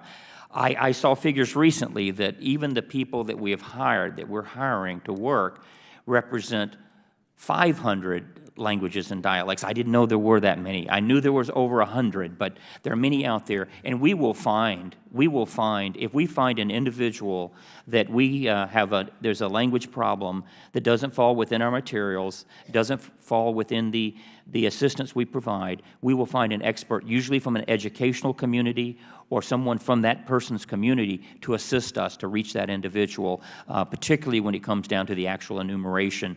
But we're also doing outreach with our communications campaign. We're developing more and more materials, and we've had focus groups, more than 120 focus groups, with a lot of those groups that have special language needs. And Doctor, if I could Yes. interrupt, could you maybe bring that home in the sense, for my community in Little Saigon, what exactly is being done on the ground to make sure that we are getting everyone there engaged and counted? Well, one of the things, certainly, and I'll turn it over to Mr. Fountainneau, but we have our partnership specialists from those communities, and we hire our enumerators from those communities. So that's actually one of the best ways. But there's some others that perhaps our Associate Director would like to mention. I think Dr. Dillingham hit on the two key ones, though, that the partnership specialists that are hired to work in that community are familiar with that community, they're from that community, they're fluent in the languages in that community. But our effort is to make sure we hire enumerators who also speak the languages because they're from the community. In case of point of fact, in Los Angeles, the regional director of the Los Angeles region, Julie Lam, is a Vietnamese refugee. So she has a high sensitivity for your specific community, but it's just not that community. We're looking at every one of our diverse communities in terms of how can we make sure that the people that come work in that community relate to the people who live in that community, that they understand their languages, they understand their customs, and are able to effectively take the census message in. And then let me ask you, too, going back to those who don't speak English or Spanish as their primary language, but have access to the internet. My understanding that there are tutorial videos, but there's only 2 tutorial videos, Spanish and English. This seems like a pretty easy lift on behalf of you guys to be able to address this by adding additional videos in other languages. Is there a commitment to do that? There are videos in other languages than Spanish and English, yes. There are. In how many? Roughly, I will have if you know. Get that number. Back to Okay. All 59. I'm sorry? All 59. All 59 primary languages are Yes. now with videos? Have a video, Up and yes. running. That's great to hear. Thank you. I appreciate that. And then lastly, I know that we've had some difficulty and some discussions about guides available to Native Hawaiian, Pacific Islander languages, and the Navajo, the only Native American language represented. Is that changed? Is that being addressed to make sure that those subsets of the U.S. demographics are being addressed? The primary way we're going to reach those subsets of the demographic is through hiring people from those communities and using their language skills to help us actually be effective in those areas. And let me just add one thing. In working and visiting in Hawaii with some of those language challenges, we actually have partners in Hawaii, and one of the great contributions they make is that on their own, they will translate the promotional material. So we do count on our partners to assist. This is one of the most valuable areas of assistance from our more than 250,000 partners, is the language assistance. Well, thank you for your answers, your hard work, and your commitment. And Chairman, I yield back. The gentleman yields back. The chair now recognizes the gentlewoman from West Virginia, Mrs. Miller, for 5 minutes. Thank you, Mr. Chairman and Ranking Member Meadows, and to all of you all for being here today. Over the past year, we have met in this room to hold hearings on the census. Unfortunately, due to the aggressive partisan hearings that have dominated our attention, I feel like our duty to conduct oversight over the census has been severely lacking. We only have a month to go until our constituents will begin responding to this very, very important government program, and I truly hope that our efforts have been enough. My district is a representation of how difficult the census can be to complete. Language is not an issue, but 4 of the 18 counties in my district have 100% of the population living in hard-to-count neighborhoods. I've spent the last year visiting every one of my 18 counties, and I can tell you firsthand how very rural my community is. It's critical that we count each and every one of our constituents, no matter how difficult it may be. And I thank you, Mr. Dillingham, and all of you for being here today to answer our questions and our concerns, and I think you're doing a very good job. Mr. Dillingham, in rural areas, what is the Census Bureau's plan to target those constituencies that are like mine? Congresswoman, we very much are engaged with trying to reach those rural communities, and we know that West Virginia has some particular challenges, particularly with connectivity is one of the major challenges. Our partnership program is one that is very important, that we have partners all through every state. You have the Complete Count Committee, we have our partners. But we're trying to reach in many different ways, and in administering the census, we focus on the hard to count with some of the new technologies that we have. When we have these mobile assistants that can go out into those communities, and they will help with the collection of the information, and we have the partners in those communities, like the American Library Association, et cetera. So I know that your community already has a lot of partners, but we will work with them and make sure that wherever they identify that need, that we can respond to that need. And that's why when we have these mobile resource capabilities, and we have a capability of monitoring real time during the census, our Roam tool, which will show in each tract what the response rate is. And that will allow us to say, oh, in this particular tract within West Virginia, we need to devote more resources, and we need to get there with our mobile assistants and help them with the census. So those are some of the ways, in addition to the communications campaign that we have, where we do by radio, by newsprint, and other ways to reach those populations, as well as the groups. There are many groups in the rural areas that we work with that have agricultural connections, or perhaps in West Virginia with the mining communities and other activities and professions in West Virginia. We will work through those, and that's why business partners are also very important. Ironically, yesterday I was dealing with an individual who can't get electricity to his home because you have to go through several properties, then you have to go through a mining area, and I'm thinking, how do you count those people when they don't even have electricity? Sure. So that's important. Many of them have low mail-back response rates in 2010. Have you learned from those challenges how to, a strategy for targeting those with the households that have very, very low mail-back? Congresswoman, we do, and maybe our Associate Director will add some more detail, but we start out particularly looking at the last decennial census, and we identify those low response areas. We also, as was mentioned earlier, we have the American Community Survey that also details for us each year what the response rates are in those communities and what some of the challenges are. So we use that data. We have a data-driven response to reach those hard-to-count people. But let me ask our Associate Director if he has more to add on that. Congresswoman, one of the things that we do is increase the number of enumerators that are going to be working on the street in your community in non-response follow-up, because we know that historically you have had some low response rate areas, and therefore it says that means I need to put more people on the street there. So our efforts are to make sure we hire enough people from those communities to actually go around and knock on the doors and collect the data in non-response follow-up, which is the next phase. The other thing that the director mentioned, and I had mentioned earlier too, was our mobile questionnaire assistance, which is designed to enhance self-response by sending census people out early to go around and spend time with the local communities, helping them take their response on census instruments, or if they are in areas of connectivity, using the phones. I do know the connectivity problems in your state. I spent time at Beckley when we were doing the test, and I spent a week there wandering around and lost connectivity many times. So yes, we are aware of those challenges, and we believe that putting people on the ground directly will counter some of those challenges. I appreciate that. I've run out of time. Thank you. I yield back. The gentlelady yields. The chair recognizes the gentlewoman from Michigan, Ms. Tlaib, for 5 minutes. Thank you, Mr. Chairman. We are all rightfully concerned about communities like mine that are at serious risk of being undercounted in 2020 census. But something I'm particularly concerned about is the lack of representation on the form of people who look like me. Starting in 2015, a research effort spanned years under the previous administration, led by the Office of Management and Budget, by community organizations like Access and the Arab American Institute and many others, which pushed to add the new category to the 2020 survey called Middle Eastern North African, or what we call MENA.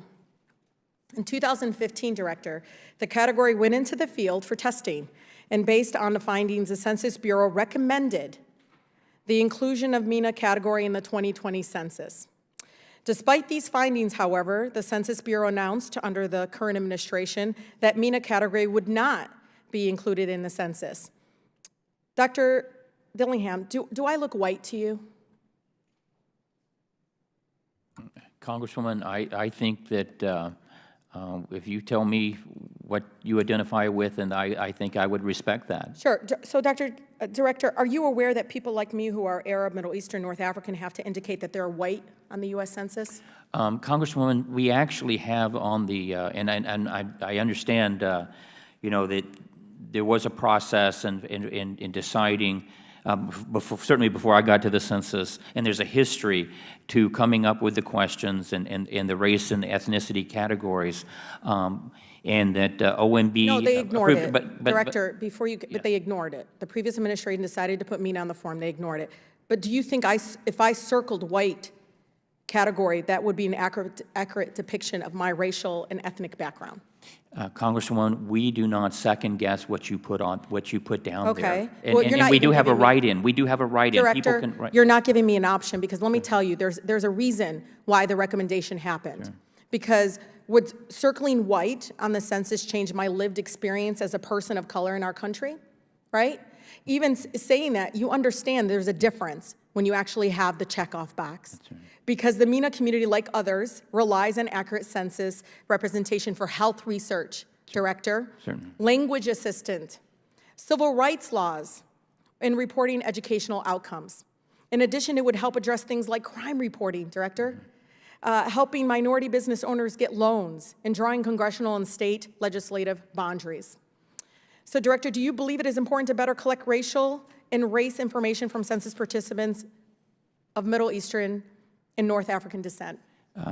Congresswoman, do you believe that, though? I can say that by having the write-in provision, that is the Sir, option. it doesn't have the same impact, and you know that.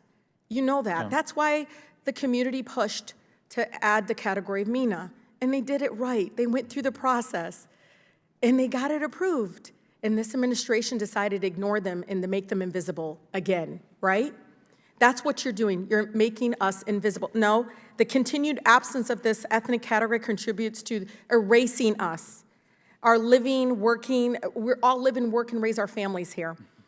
I truly believe this issue needs to be addressed, and we need your leadership to push back against this current administration's lack of wanting to see people like me being represented on an official government federal form that decides around funding, decides how they're going to treat us, how they're going to approach health research, language assistance, all those kinds of things.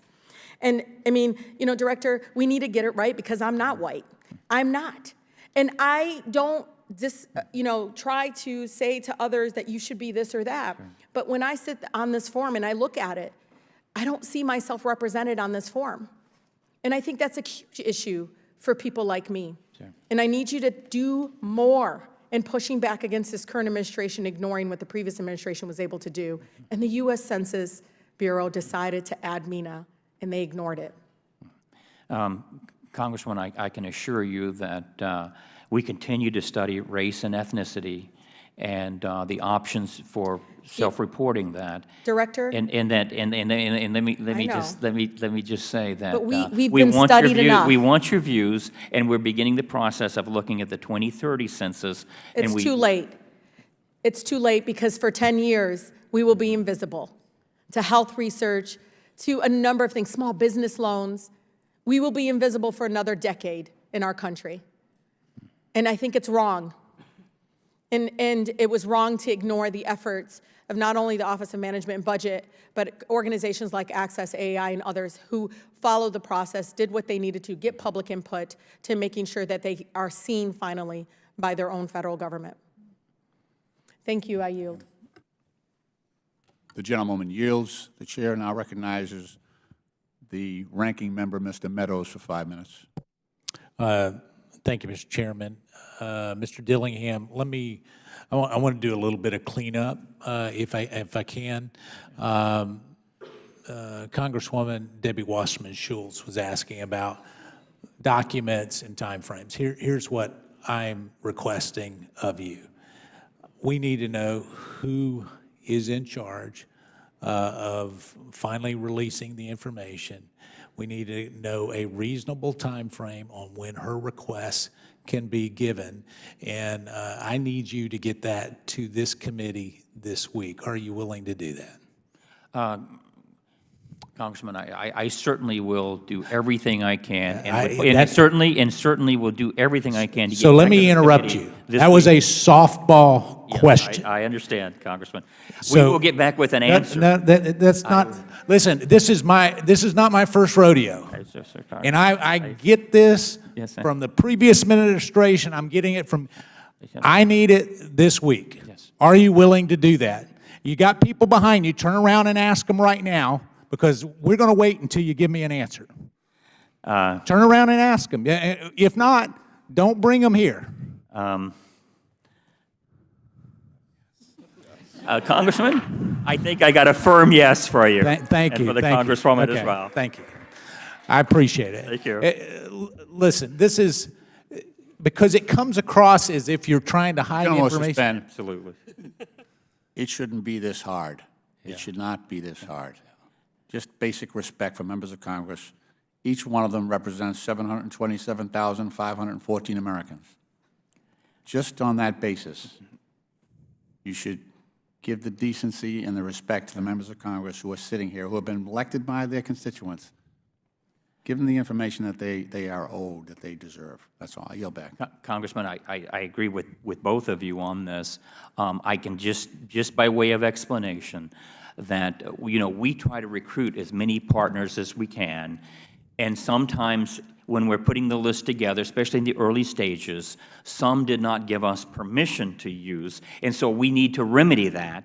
And I think we have the remedy, is what I just heard. We may have the remedy. Yeah, even if you've got 5 or 6 people that says there are others here, Ms. Wasserman Schultz understands that sometimes because of privacy, I just think that you can respond and answer her question. And you and I've talked. I know that you're not trying to hide anything, but it was coming across that way. And so I appreciate it. The other thing that I would ask each of you is, I probably have been to more census hearings than any other member of Congress. It was not on my bucket list, I promise you. And there are going to be some problems. There are going to be some major problems. And here's what I'm asking you, Dr. Dillingham and Dr. Fontenot, if you would, is if there is a major problem, I don't want to read about it in the Washington Post or the New York Times. If you would get with the chairman and let us know, even if it has to be discreet, if you're seeing a problem, we want to know about the problem right away. Are you both willing to do that? Congressman, we are, and in fact, I think we have every opportunity. We brief your staffs on a regular basis. We brief all the caucuses that were mentioned earlier, and we're a very transparent organization, and that's the way we do our business. And I guess what I'm saying is, when the problem comes up, I don't want to hear about it from GAO that we got the, but go ahead. I saw you raising your hand. Yeah, Mr. Meadows, as you know, the strategy that we have in place, the Comptroller General has directed us to make sure that some of them are sitting behind us. We have a strike team that's going to, if we see a localized problems, because that's where it's going to be localized, we're going to be able to get in there right away and then obviously report back to the Congress. Thank you, and thank your entire teams. Both of you have got teams. Listen, we've gone with your predecessor, Mr. Thompson. I actually had a number of meetings and was really concerned in terms of progress. We were working with GAO and others, and we're in a much better place today than we were even a year ago, and certainly than we were 3 years ago. At the same time, because it is new technology and new methods of collecting this data, we want to make sure that we have an accurate, not only an accurate count, but one that is credible, that will withstand scrutiny. So if you see areas that you've got areas of concern, if you would please let us know, that would be very helpful. The other thing that I want to come back to is in terms of the pinging, multiple pinging of non-responses. When we send out letters, a lot of times those letters are going to places that honestly are not deliverable, and we don't get those back from the post offices until long after the response. So if you can look at areas on the non-responses with our community partners, Native American lands, minority communities, rural communities, if you can look at those and how we can make sure, and I know you are, but what I guess is over the next 60 days, double down on that as we start this process in earnest. I would greatly appreciate it.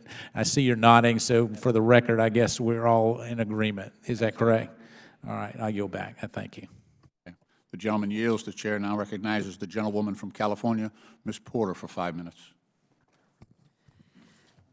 Hello. I want to ask you about an example of census disinformation that is already spreading, not on social media, but through the postal mail.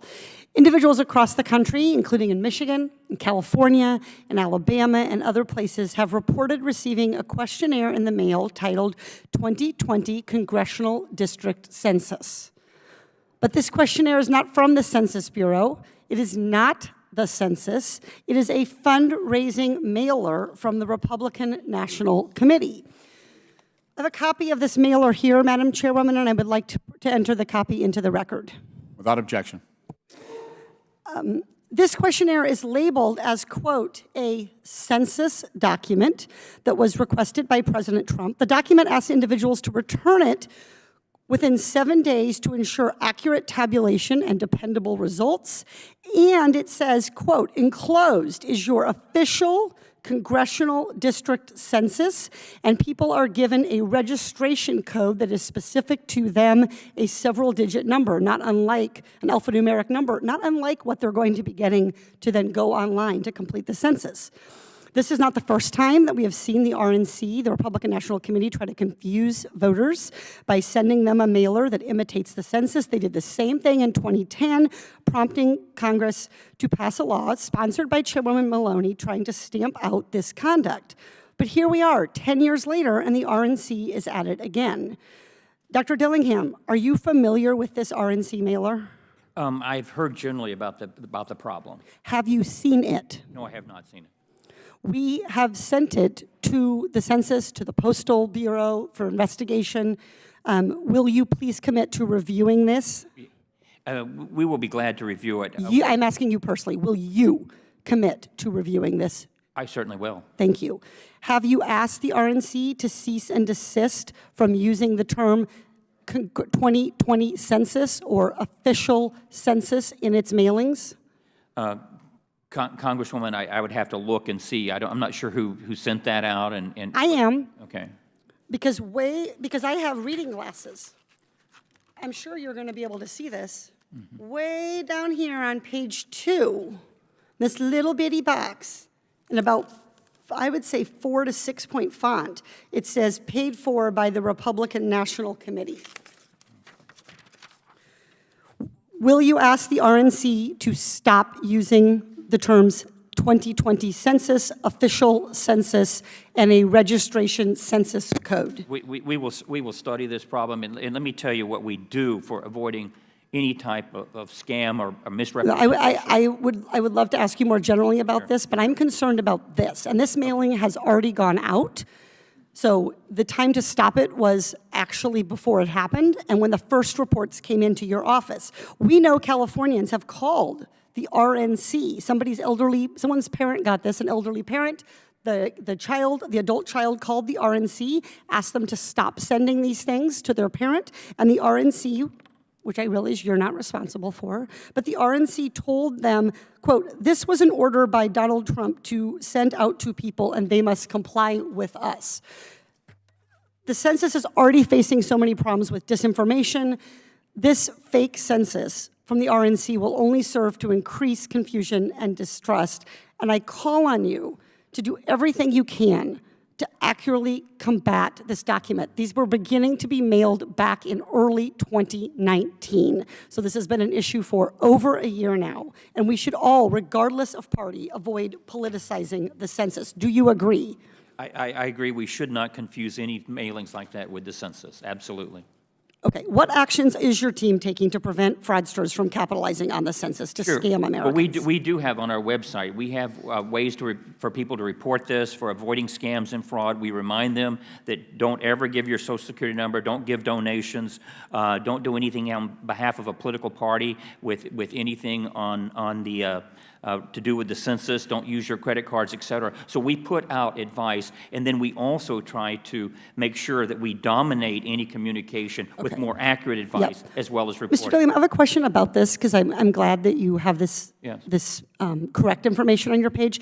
Do you track census scams over time, and will you share that information with this committee as well as with other partners and stakeholders so that they know what is being circulated that is false, so that when people bring in, what system do you have to accurately encourage people to self-report, and will you share with us what is being self-reported? Because I want to know how many Americans contacted the Census Bureau to complain about this form.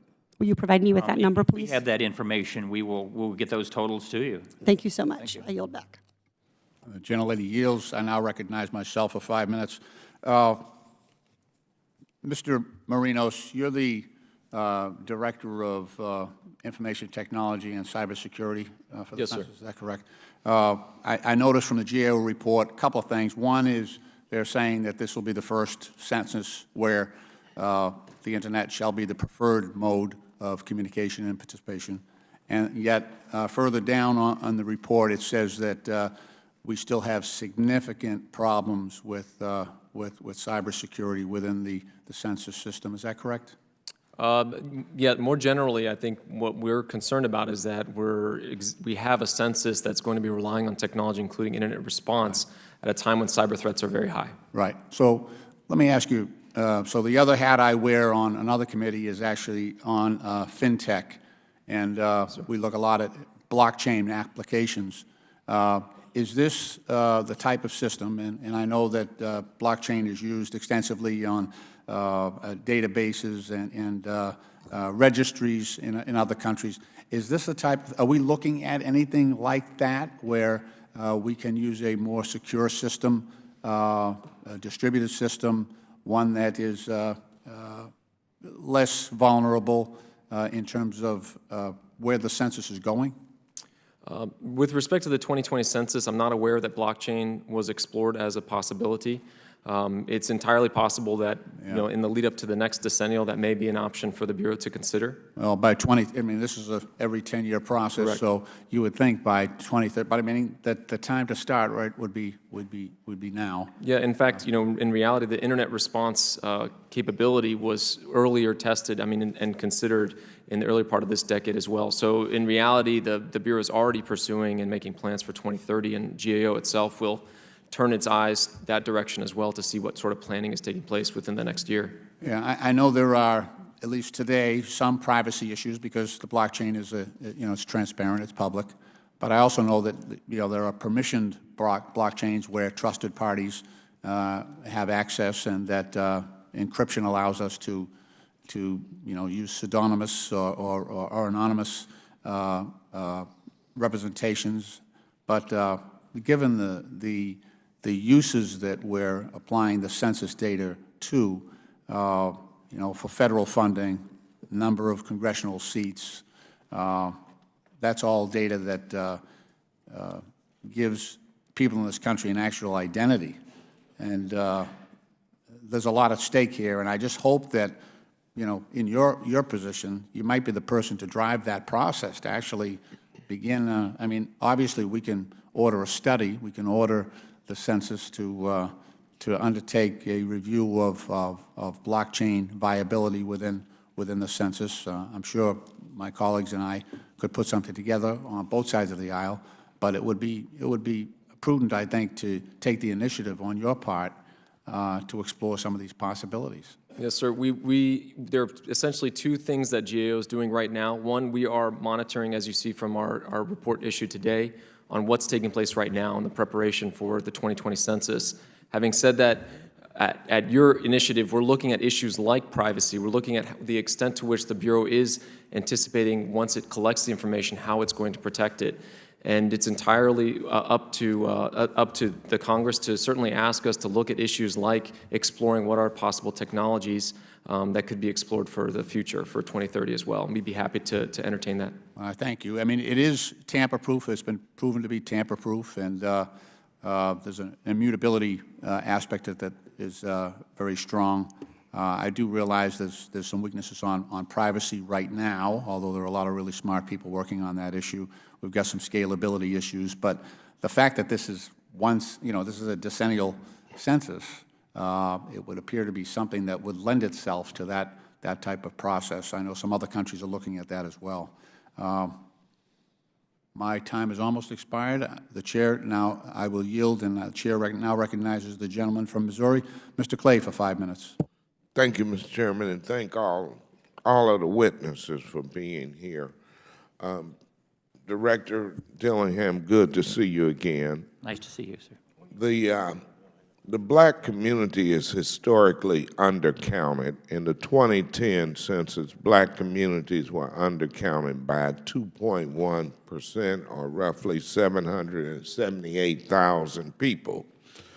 It is crucial that the Bureau now work to address the historic issue of fully and accurately counting the black community. During our hearing last month, Mark Morial, CEO of the National Urban League, testified, and I quote, 60%, this is the Census Bureau's research, 60% of African Americans are going to rely on the door knocker to provide information, notwithstanding the internet, notwithstanding the telephone, and notwithstanding the paper form. That number is much higher than the national average of approximately 45%. So, Dr. Dillingham, how has the Bureau adapted to outreach and enumeration plans to address the black community specifically? Congressman Clay, it is very important that we reach the black community, as with all communities, but certainly there are more challenges sometimes with a minority community, and particularly the black community. We appreciate the work that the Urban League and others are doing to assist us. They're our partners in this effort. And so, as I began with my opening statement, we never underestimate the potential assistance that we can get from our partners across the nation, and particularly from those groups that are working most closely with the black community. And we also need the leadership in the black community as the trusted voices to encourage everyone to make sure they're applying to the census. Now, we have a lot of new reach-out activities. We discussed earlier some of the new technologies that we can take into the hard-to-count communities, those where the low response rates are lower, and to help reach those individuals as never before.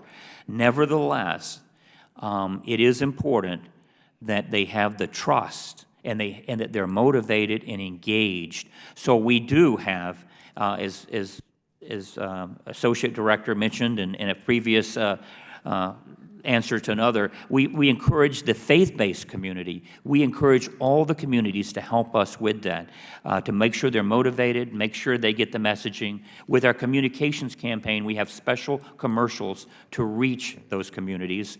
And so we're really using a variety of ways. But let me ask our Associate Director if he has more direct. Let me say this before you respond, that it's going to fall on the Bureau. It's going to fall on enumerators actually getting out there and knocking on those doors. Because you all know what the response rate is going to be, and that's when you all are key to the follow-up.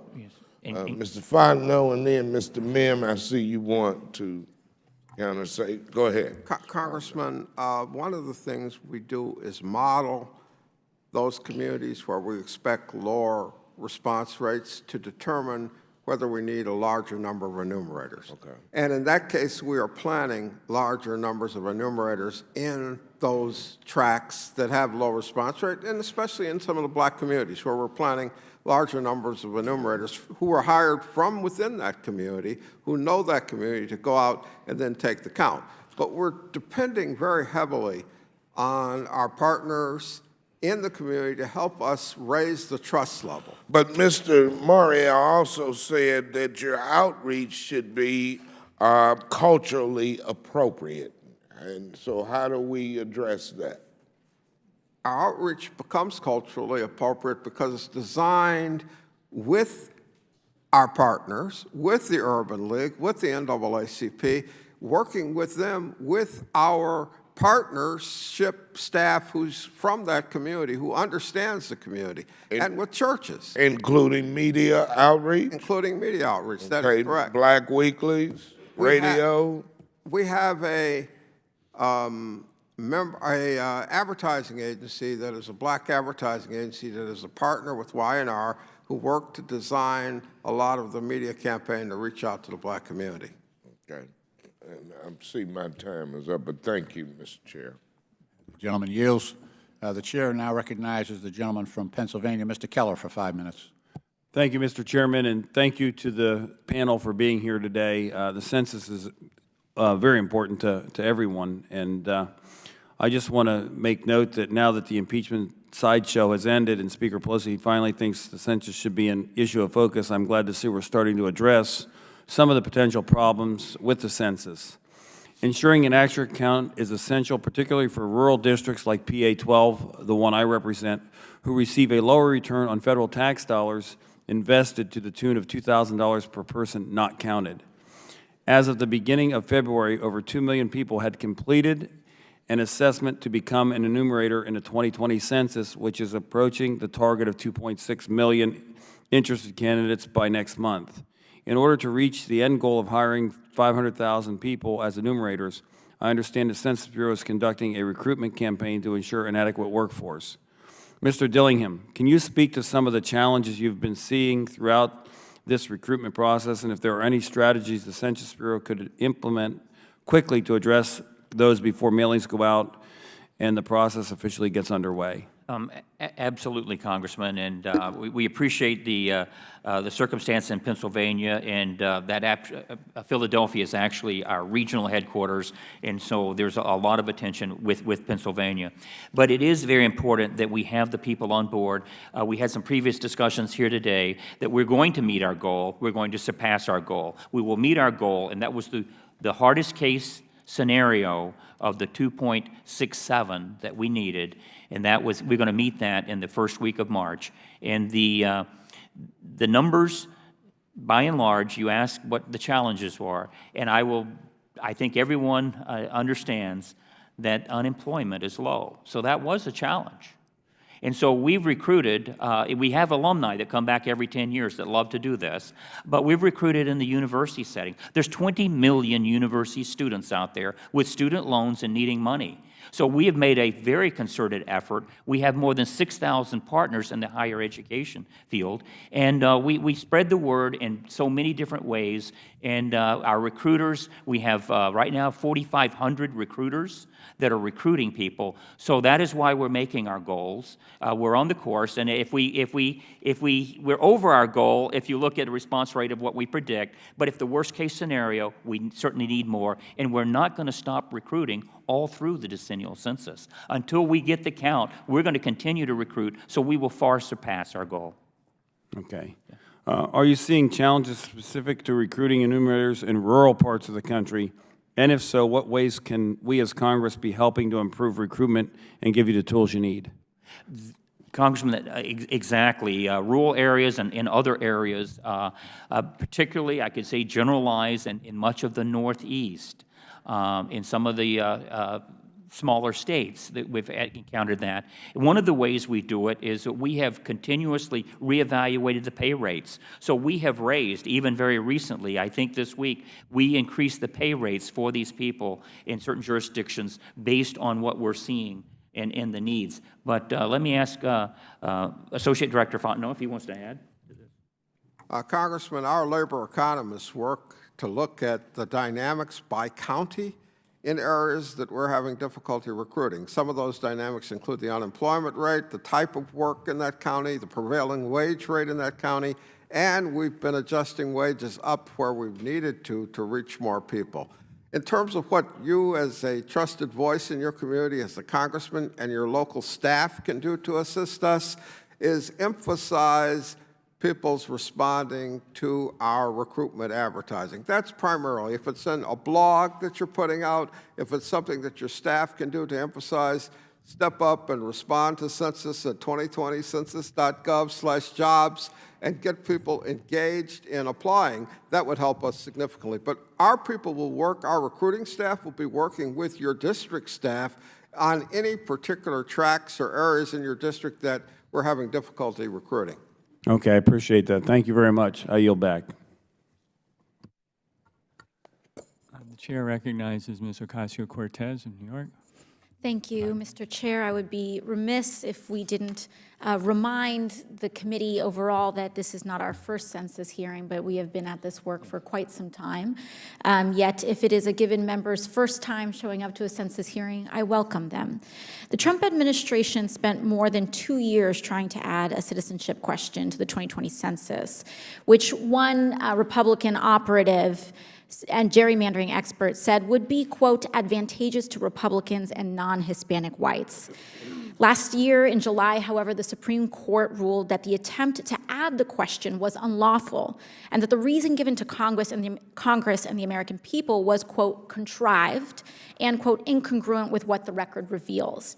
Yet I fear that the damage has already been done. A study of Latino attitudes towards the census by NALEO found that 83% of undocumented persons and 74% of citizens worry that the Trump administration will use census information against immigrants. So, Mr. Dillingham, I want to get a few straight answers right now. Sure.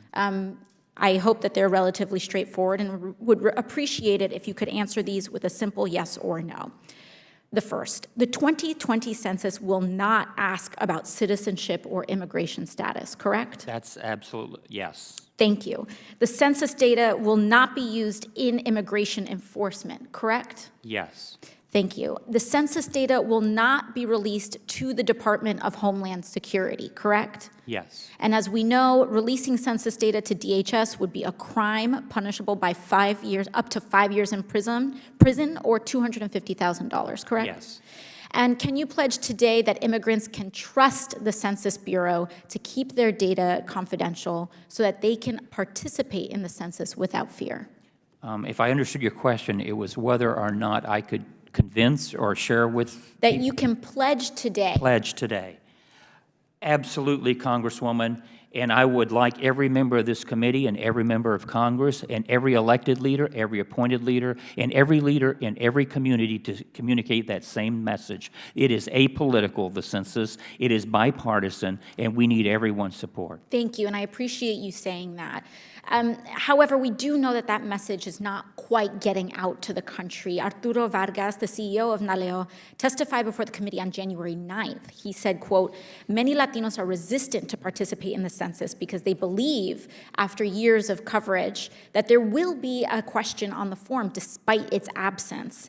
And Vargas also continued to say that the Census Bureau, we have observed that the Bureau has been instructed not to discuss that question, the citizenship question. Is that correct? That is not correct to the best of my knowledge. Okay, great. As a matter of fact, I discuss it. Other people discuss it. Whenever it comes up, we have total freedom to discuss it. Okay, great. So it's your testimony that the Bureau has, and employees of the Bureau have not been instructed,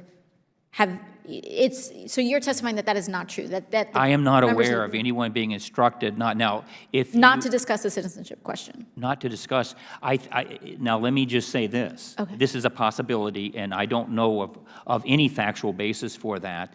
Our research indicates that we promote the benefits of the census, and so we don't go back and repeat something that may be perceived as being negative. We talk about the positive. I see. So is the sense, but I think the question here, to dig a little deeper, will the Bureau advise the public clearly and decisively, specifically, that there is no citizenship question on the census? Well, it's certainly been the case whenever I've been asked, or anyone with the Census Bureau has been asked. That is an absolutely accurate answer that we give, that it is not on there. In our advertising, now I cannot speak to the methodology of the NALEO research, and I am generally aware of some of the publicity with it, and they are our partner, and we support them and what they're doing with the Latino community and others. But we do our research with a very broad scientific survey of 50,000 focus groups of more than 120. We found that people were more interested in knowing the benefits.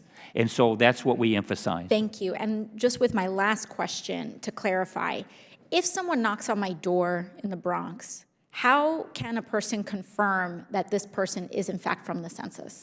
Congressman, we've been to your district in the Bronx. We didn't meet with you on the particular occasion, but we drove through and by Queens College, et cetera, in that area, and we saw some of the apartment housing, et cetera, and some of the public housing or authority-controlled housing, and we understand how important it is that they recognize when this is an official census person coming. So we will have indicia, we will publicize it, we will have badges, the case we cover will have the U.S. Census Bureau on it, and so we have those ways, and we will also communicate with whoever is in charge of that complex, et cetera, that this is why we're here and this is what we're doing. And we have found that when we do that, when we enter, for example, I was told by our partnership specialist, when we enter a hall, word goes down through that hall immediately in that complex that, oh, these people are here and this is what they're doing. So we will work with those communities in every way we can to make sure they know that we have a legitimate purpose,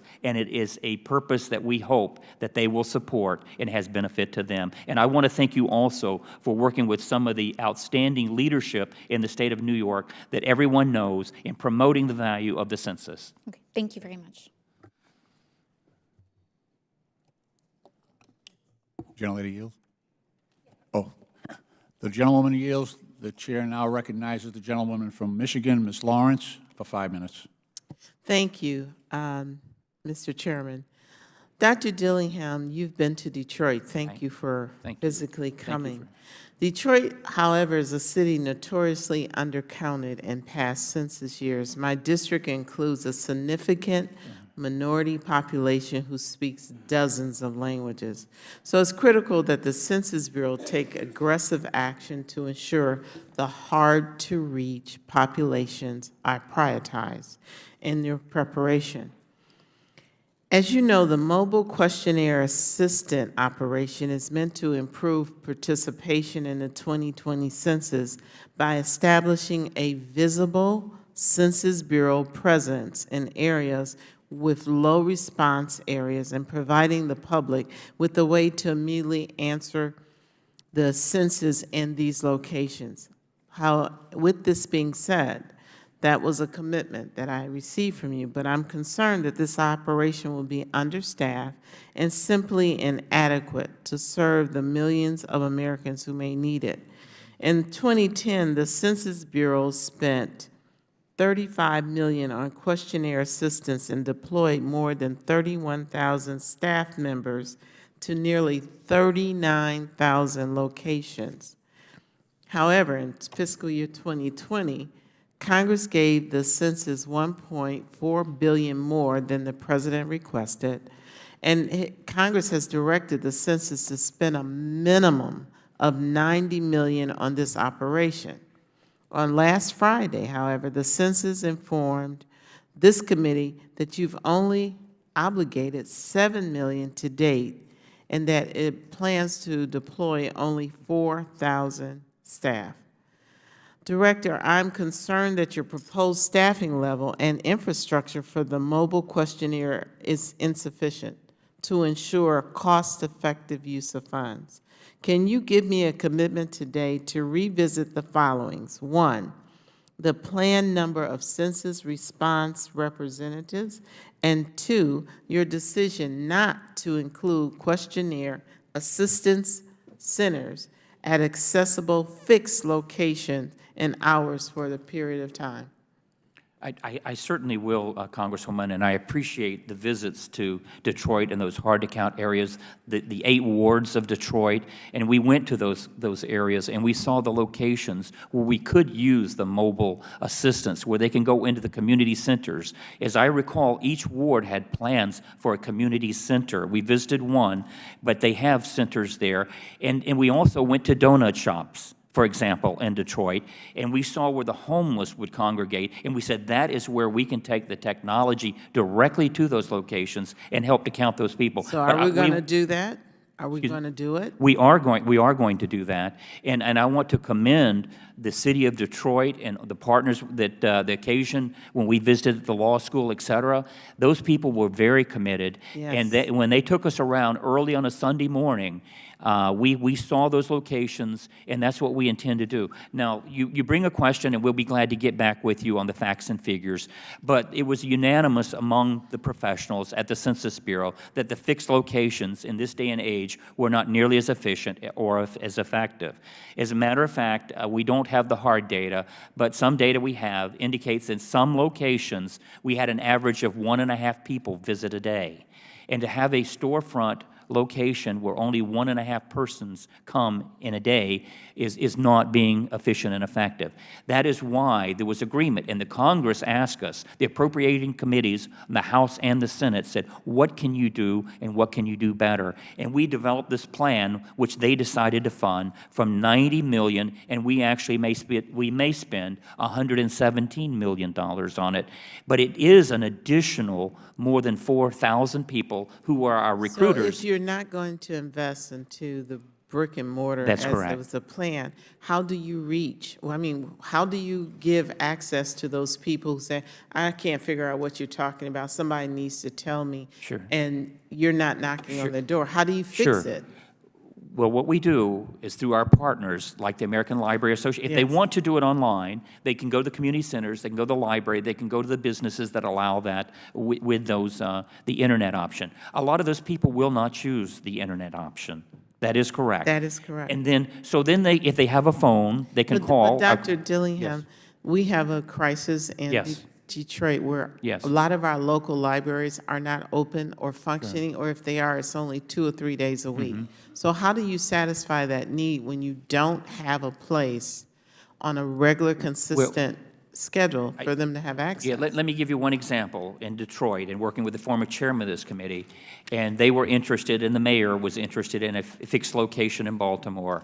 But when we went around with the people on the Complete Count Committee and the people assisting, we identified 80 locations in the city of Baltimore, and that was a subset. There's going to be more than 80 locations where people can go, for example, if they want to use the internet. But the phones, if they have a phone of any type, hardline, smartphone, or whatever, they can use the phones. In addition, we will have the paper. And then, as was pointed out by Congressman Clay, pointed out that perhaps in some communities, you really rely, ultimately, if we don't get the responses after 5 mailings, we rely on the enumerators and the people hired from those communities and the partnership specialists from those communities will help us to get a complete count in those communities. Mr. Dillingham, my time is up. Detroit is a very tough case. And It's we're going to tough. work with you in every way we can.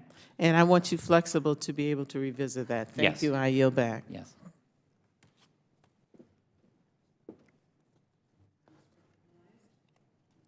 The gentleman from Maryland, Mr. Sarbanes, is recognized for 5 minutes. Thank you, Madam Chair. The 2020 census, it's the largest and most digitally advanced census that we've ever conducted. It's the first that will be done mostly online, as I understand.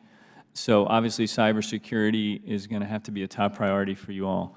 There's a report today from the Government Accountability Office which raises serious concerns about whether the Census Bureau is up to that challenge. It says, quote, "The Bureau continues to face challenges related to addressing cybersecurity weaknesses, tracking and resolving cybersecurity recommendations from the Department of Homeland Security, and addressing numerous other cybersecurity concerns, such as protecting the privacy of respondent data."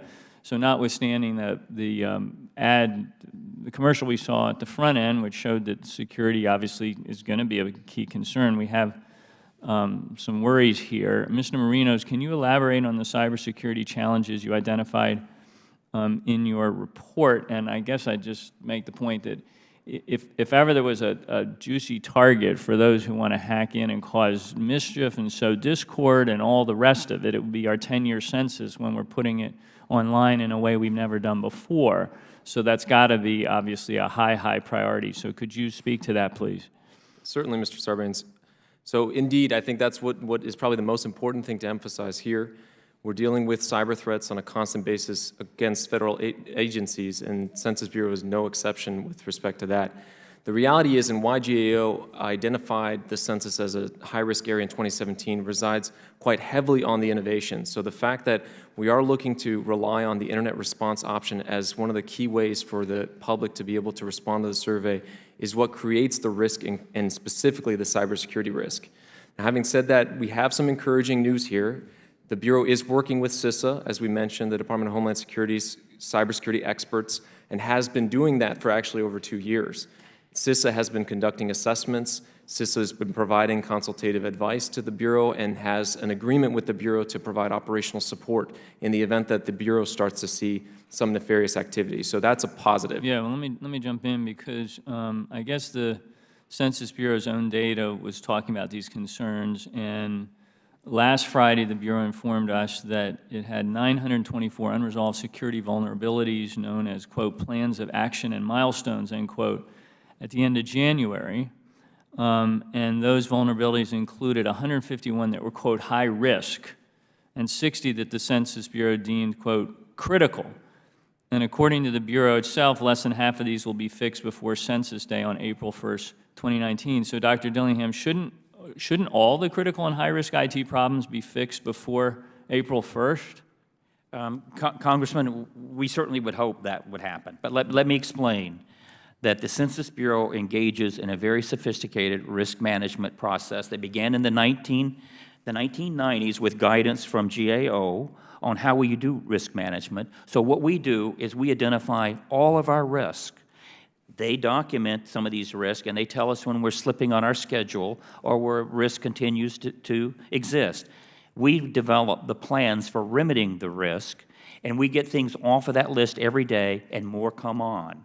We have, as I mentioned earlier, more than 25,000 tests that we have to do with our IT system, and we have more than 27,000 tasks that we perform. And whenever we see that something is slipping schedule or whatever, we put it on our risk list. And then we work the risk list, and the majority of those are coming off the list.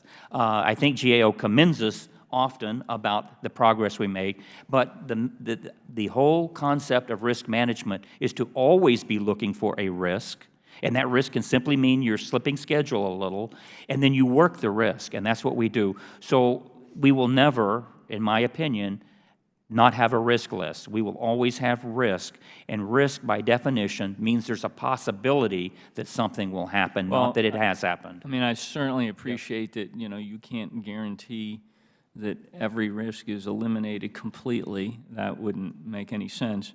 But I hope you're just throwing everything at this on the front end. And Mr. Marinos, do you have some confidence that the Bureau still has time to address the key challenges, the most obvious risks that you've identified in the GAO's recommendations, and get that done before Census Day?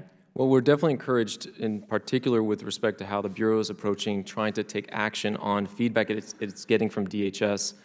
Just want to clarify, too, with respect to the issues that the Bureau itself identifies as a course of testing, the results of testing are the corrective actions, and so that's a positive. Having said that, we've been on record recommending to the Bureau that it do a better job to rack and stack, prioritize what are the most critical risks to them. They actually make those decisions because they're the experts of their environment, and that's where we're continuing to uphold the fact that our recommendation is important to implement. Thanks, I yield back. The gentleman yields back, and the gentlewoman from Massachusetts, Ms. Presley, is recognized for 5 minutes. Thank you, Madam Chair. First, I just want to say I'm grateful to your convening this important hearing and for your tireless work to defend the integrity of our census in keeping with the leadership of our former chair. And I thank you, Mr. Dillingham, for bringing him into this space, Elijah Cummings. I cannot overstate the importance of a successful and accurate census enough, and we've been talking throughout today about hard-to-count districts.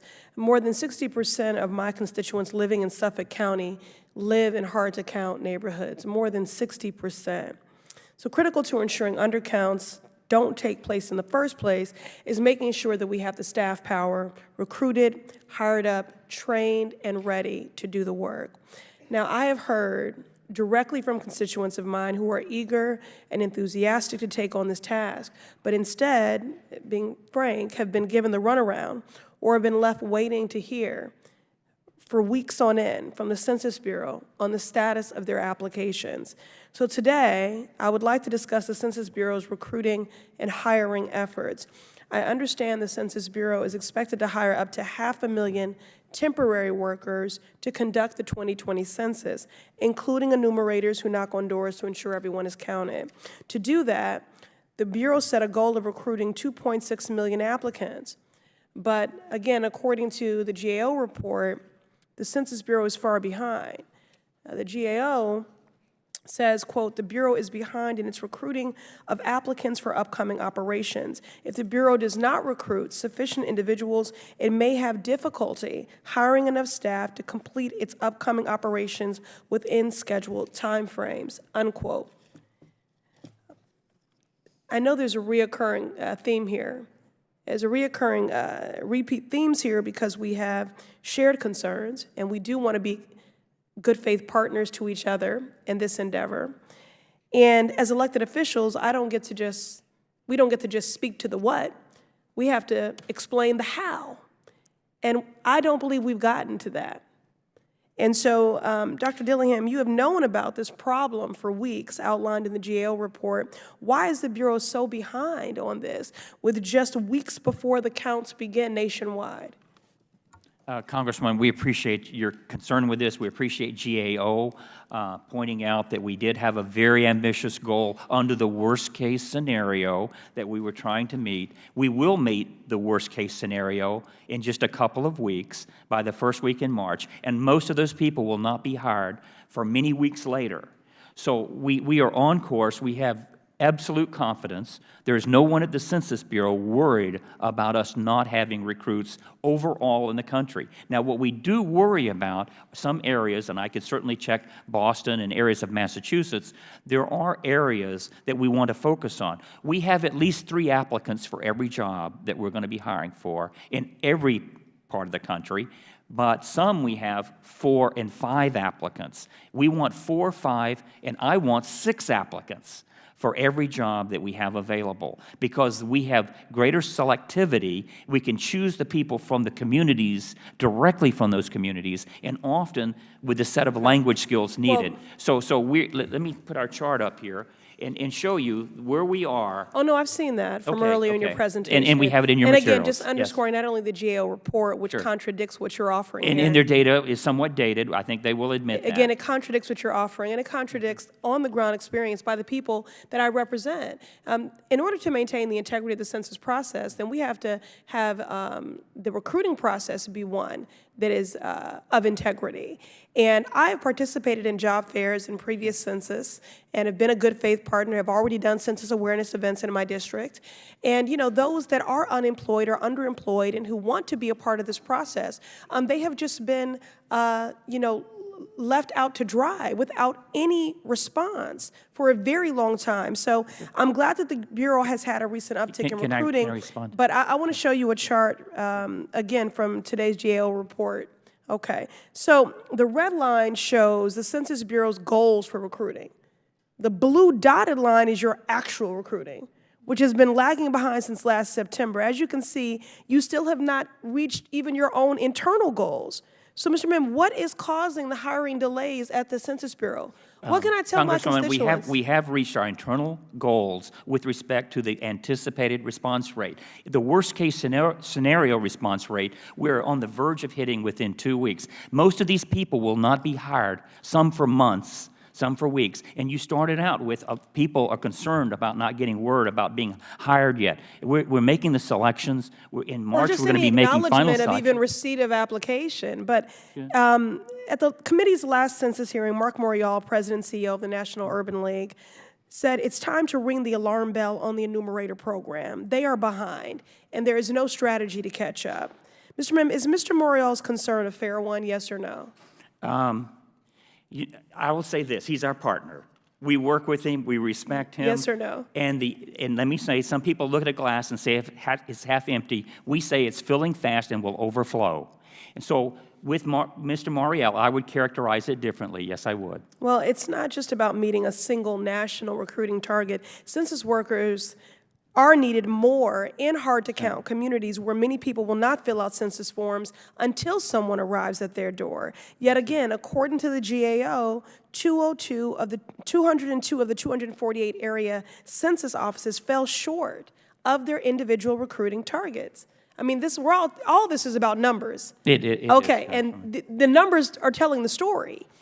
And it is a we think so. We also base our assessments on the numbers. And it is a sobering one Yes. that stands to really devastatingly impact communities that are already under-resourced and underserved. Mr. Mem, do you agree that staff shortages could have a bigger impact in hard-to-count communities?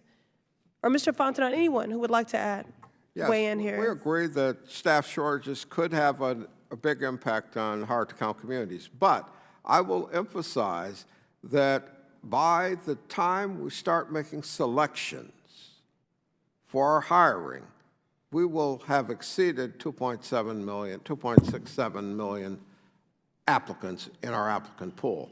The challenge that your constituents is having is they've signed up for the census a month ago, 2 months ago, and we haven't hired anyone yet. Our plan always was to begin selection for the non-response follow-up operation, which is our big operation, in March.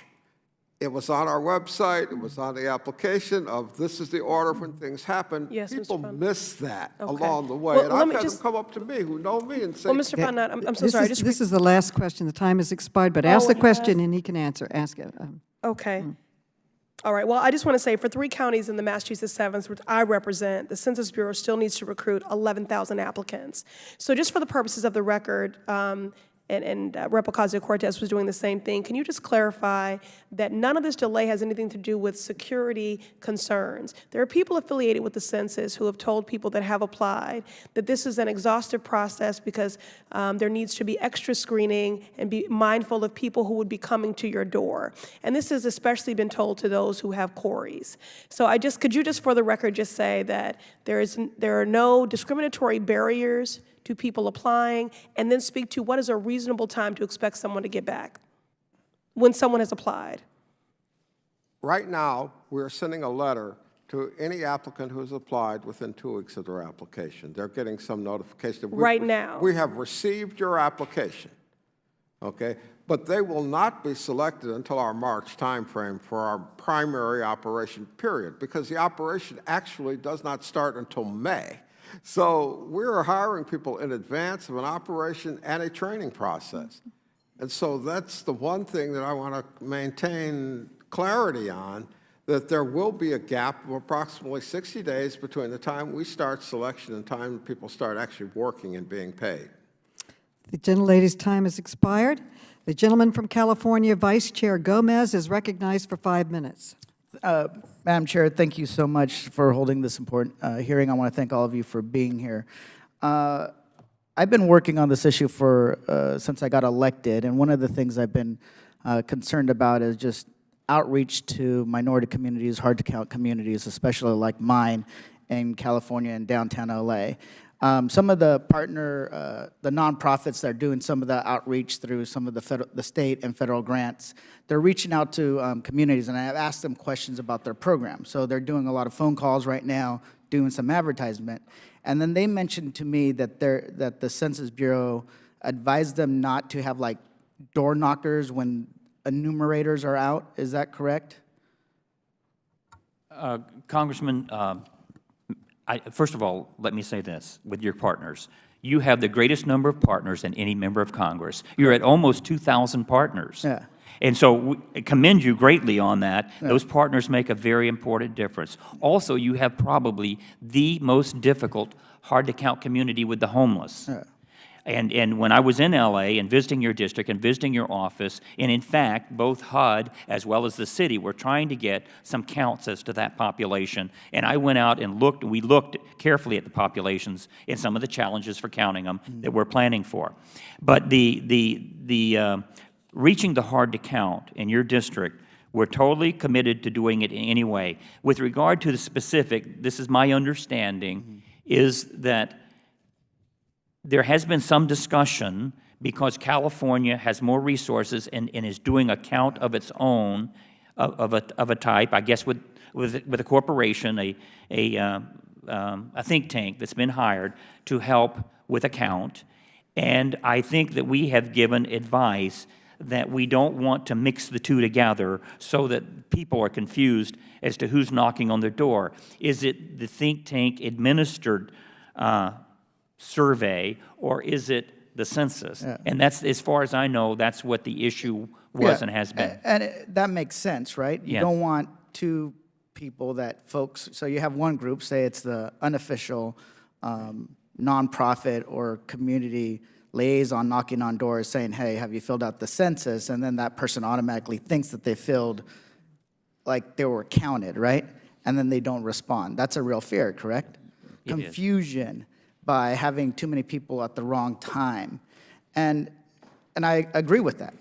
But that leads me to some other things that are disturbing that's going on in California, right? There's a situation where we have some mailers, as somebody raised them before. Madam Chair, I ask unanimous consent to enter into the record a Republican GOP census doc said 2020 census district census doc. And they're mailing this out into California, right? Do you believe that this will cause confusion? Congressman, I got a copy of it before you came into the hearing today, and another a woman from California shared this with me, and we don't want any confusion whatsoever. So we pledged that we would look at this, and I explained that we have sources on our website that if people feel they're being deceived in a way, they can report it to us, and we will look into it, but also that we never request personal information, we never request funding, we never request Social Security numbers, credit cards, et cetera. So we need to get that positive message out. That's not my question. Here's the thing. If you're so concerned and you advise these nonprofits, the state of California, these different groups, not to have door knockers. We didn't advise them not to. We just advised our folks not to be confused with them. And why? Because you might end up actually suppressing the count itself. So that's the point, right? You have a document that's going out that looks official, right? It could cause that same kind of confusion before the actual census forms get mailed out. And what I'm saying is that we need more communication with whatever entity is out there. You know, if it's the Republican Party, they need to be pointed out that this can inadvertently suppress the count. So I'm not saying that it will, but it is possible. If you're concerned about having other folks knocking on doors, this should be deeply concerning to the Census Bureau. Is the Census Bureau going to do any outreach to these campaigns, to the political parties, to not have forms that look like the census? I know freedom of speech, freedom of political communication becomes very difficult, but is there any discussions of having those conversations with these entities? Congressman, we have, to my knowledge, we've not had those discussions with any political party or campaign. And as I had indicated earlier, our primary response is to make sure people get accurate information that this is not part of the Census Bureau's questionnaire or anything. I do understand, and I am also the recipient of mail that is often disguised with headings to get you to open it and to begin reading it. When I read this, I would hope that anyone would realize this is not the census. And so, but I understand that there are these operations that want to attract attention and get you to open the mail. No, thank you. I'm not surprised by these mailings. I've seen it before, different types. Often they do, political campaigns do an envelope that says important tax information. There's a bunch of silliness in order to win. But this is a bigger deal than I think that you realize. There should be a deeper concern. I understand that they're going to make constitutional arguments, it's going to be limited, but sometimes good public shaming helps to correct behavior. Well, let's hope. Another question. In order to, I think I'm over time now, but one of the things that I am interested in is how are we going to, there are some technical issues, or people are concerned about the online filling out the form, the phone number.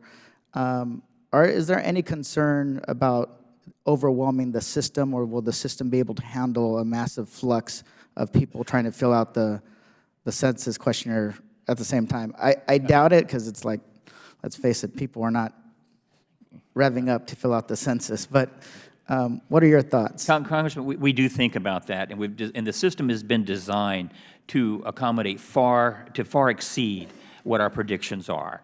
So that if we think we're going to be receiving the information from up to 200,000 at one time, we designed the system for 600,000 plus. And so far, they've tested very well. We recently made a decision with regard to our systems to make sure that we had the one that would present a better customer experience and could handle the volume a little better as our primary system for the internet self-response. And so we're mindful of that. And, in the event it was to happen, it could slow down the system. But we also remind people, we want them to get it in soon, but they have about 4 months. So it's not that everyone's going to get on the system in one day or even 1 week. And so we do study that, we plan for it, and I think all indications are we're ready for it. But could it happen? I mean, I used to present hypotheticals if it was football season and you got all the college teams playing football and ask at halftime for everybody in the stadium, you probably could overwhelm the system, but I'm not sure that's a realistic scenario. So in political campaigns, we see like there's trends, right? You can tell people turn in their ballot early or they turn in their ballot late. Traditionally, it's been like this kind of this U shape. Now it's moving towards everybody towards the back. Is there, like, towards the end, like the closer to election date, people are holding onto their ballots, waiting longer? Have you guys seen that, like how it works through the census? Is it a traditional, a lot of people answer right away and then slow down and then pick up? From our 18 tests, when we began to look at what type of self-response we had a big thrust early in the process. And then we had a renewed thrust after we knocked on the door the first time and left a notice of visit that said, hi, I'm going to be your census person. I'm going to come back and visit. You weren't here. People then went and got online, and so we had another bump. But our bumps at the beginning and then a little bump, then it tapers off from that point on.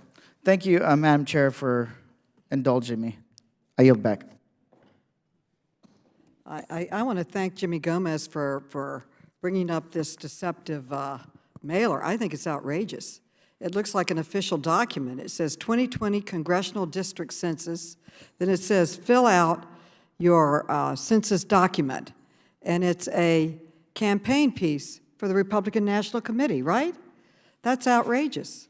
I think that I want to know what your response is going to be to that, Dr. Dillingham. This is abuse. We've been writing all of the Facebook and Twitter and every other social media, urging them to be careful about deceptive documents that could be put on the internet, that could be confusing to people on this constitutionally required effort to count everybody. And then you find out a congressional party is sending out deceptive information. So I found it outrageous. I'm going to be reintroducing a bill that I put in 2010, which I thought would stop this, but would make it a crime to be handing out and mailing deceptive information on the census. Here we are supporting you with all the funding you've requested for, all the support you need to get an accurate count, and then you have other people, you know, in certain parties undermining it. I think it's outrageous, and I want to thank you, Mr. Gomez, and actually I think we should have a hearing where you testify on how you got 3,000 community partners, because I think that's quite an impressive accomplishment. I'd like to have that many. I think every member of Congress would. Congratulations to you. And I believe our last speaker today is the gentle lady from New Mexico, Ms. Holland, and she is recognized for 5 minutes. Thank you, Madam Chair, and thank you all so much. Last but not least, so happy to be here representing the 1st District of New Mexico, but if you know New Mexico, I represent the entire state because all of us do. But thank you, Dr. Dillingham. My first question will go to you. So grateful that you're here and spending the time with us that we need and answering all the questions that we've had. I know you know about New Mexico because you've been there, but just reiterating that it's a vibrant, wonderful place, but we have challenges. We're 49th in the country in child well-being, and we have a greater uninsured rate than the national average. A proper census count will mean we can address these challenges head-on. And this is kind of a rhetorical question. I don't expect you to know the answer to every district in the country, but I'll say it so we can, you know, get it on the record. Do you know how much federal money New Mexico will lose for every 1% undercounted? No, Congresswoman, but I'm aware of different estimates in different states. Sure, of course. So we figured it to be $600 million over the decade. A 2% undercount, like in 2000, these vital programs will again be shortchanged $1.2 billion. That translates into less money for schools programs that serve Hispanic, Native, and communities of color, less funding for roads and so many other services. And of course, we can't afford an undercount. So just wanted to get that out there. Following on the line of questions from Congresswoman Presley, I've been an organizer for a long time. It was mostly getting Native Americans out to vote. So I know what it means for people to open the door and see someone who looks like them. And I would do that, clipboard in hand, ready to help the community, ready to get them to be active. The Census Bureau has spoken repeatedly about wanting to hire local enumerators, and throughout New Mexico, the Census Bureau is behind in its applicant goal, which appears to be even more drastic in Hispanic communities in Indian country, and those, I would say, largely are rural communities where the unemployment rate is higher. So I almost feel like that would be a great place to find people. And I'll just add that I've had a number of folks contact my district office and say they applied but never heard from anybody. So the Census Bureau has known that it's behind in hiring these folks, and I just want to hear again, tell us today how you intend to make sure that there are enough people out there to count, to make the counts that we absolutely need. And there again, districts, communities in my state, we're tired of falling behind. We're tired of not getting the funding that we need and deserve for our kids. So just like help us to understand why we should believe that this is going to happen, that you're going to have the people to make these counts. Congresswoman, it's an excellent question, and we've had a very healthy debate here today that the national figures are looking extremely good, and we're on course and on track with the national figures. But it is very important that we meet the needs of particular states and particular communities within those states. I did see tremendous progress when I was in New Mexico, and when I visited the Navajo Nation, I noticed we were hiring people from the Navajo Nation that would help with this as partnership specialists. I haven't looked at your numbers, but we will look at your numbers, and in our region there, we'll be looking at your numbers to make sure we have the staffing available. If there are more recruitment efforts needed, we will make those efforts. We will advertise more. In other jurisdictions, and perhaps there, we can raise the pay rates in some instances, whatever it takes.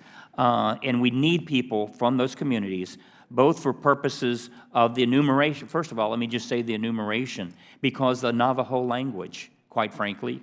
And when I was visiting the Navajo Nation, we went out and found someone on a road, unmarked road, who did not have connectivity, and that person did not speak English, only spoke Navajo, and we had a translator. So we need those translation services. And I saw where the cables were being run to some of the health centers, et cetera. Those need to be done, and we actually were there with the Interior Department saying that we hope that this gets done.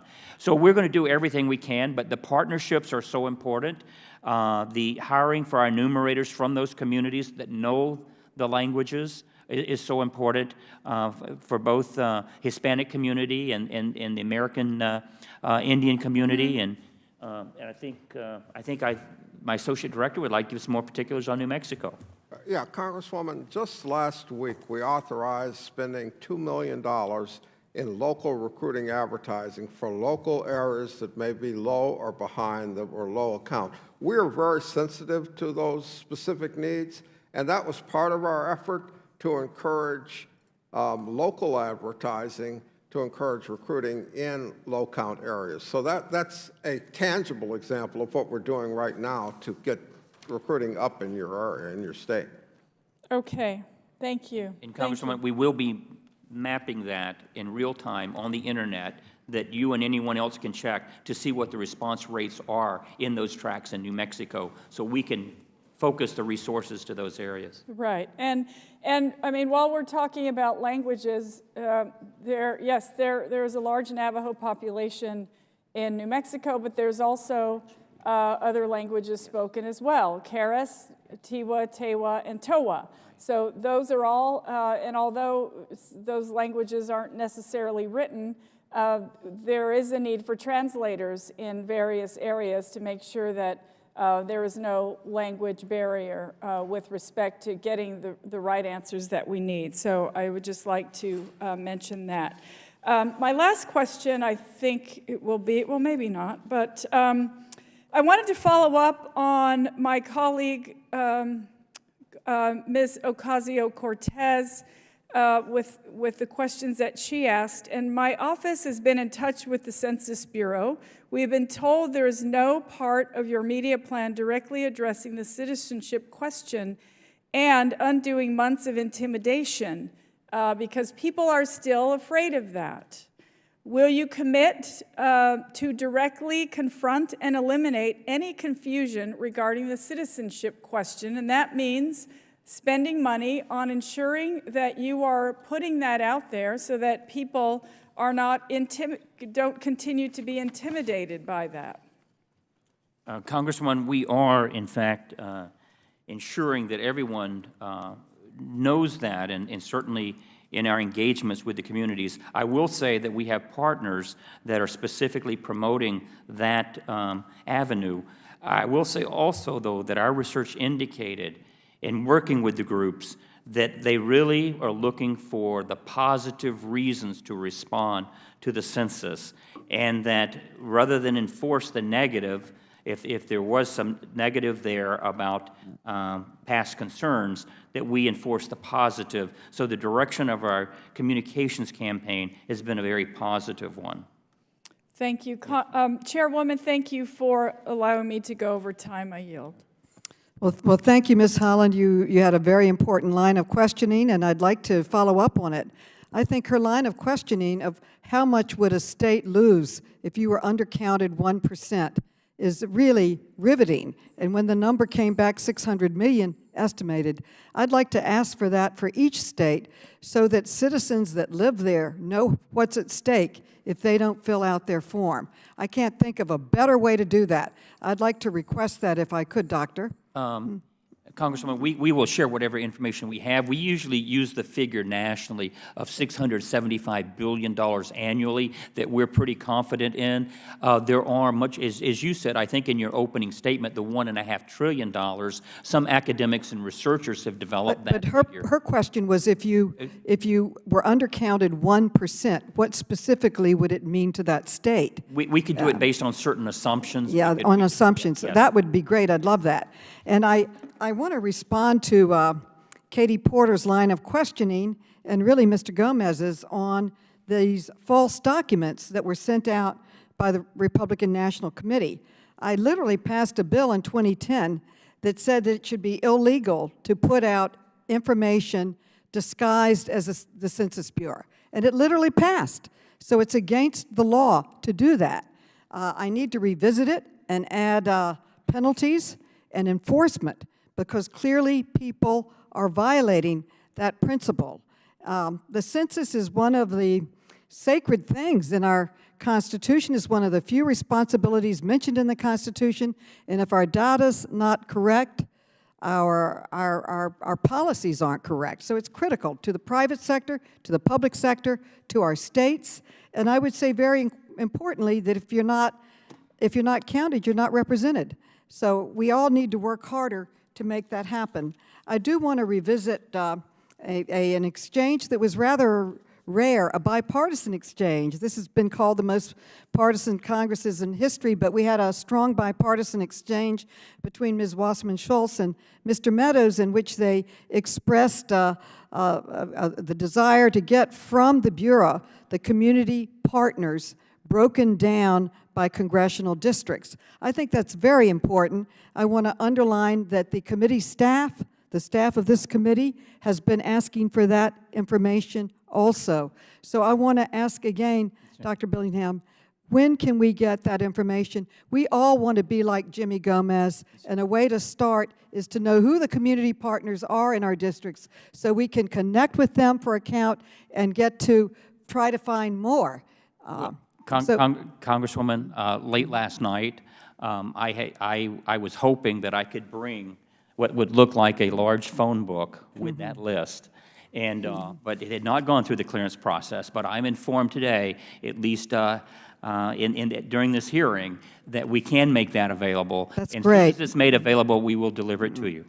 Thank you, and we'd like to get it out to every single congressman. And finally, I'd like to close first and foremost by thanking each and every one of you for your public service, for your dedication to working for our country. And I'd like to close where we began, with the GAO finding that the Census Bureau, quote, faces significant risks that could adversely impact the cost, quality, schedule, and security of the count, end quote. I can see that, Dr. Dillingham, you and your team and the rest of the Census Bureau are really working very hard. They're working hard in New York. I've met with them. They're dedicated. But the GAO report shows that there are simply too many gaps, red flags that are out there in hiring, in the partnerships, in technology testing, and in cybersecurity. And we have to respond to these red flags that have been thrown up by GAO. And if these gaps are not filled, it is our most vulnerable citizens who will suffer, including children, low-income communities, rural communities, and minority communities. They'll be resulted in an undercount. They won't get the services they need or the representation. They will lose representation, and they will lose funding for critical services like schools and health care. So I urge you to do absolutely everything you can in your power to ensure that every person, every community is counted as required by our great Constitution. And I'd like to close with really information that I have to put out about how much time people can make changes. Everybody has 5 days to add to their testimony and make any changes that they would like to make, and to add additional information to their testimony. I want to say that this is an ongoing series, that we will be having numerous oversight hearings on this critical, important function of our government, which is under the jurisdiction of this committee. I used to chair the Census Subcommittee, then they abolished it, so I might well, I would first like to thank all of the witnesses for testifying today, and without objections, all members will have 5 legislative days within which to submit additional written questions for the witnesses to the chair, which will be forwarded to the witnesses for their response. I ask all our witnesses to please respond as promptly as you are able. Thank you so much for your time, your service. This hearing is adjourned.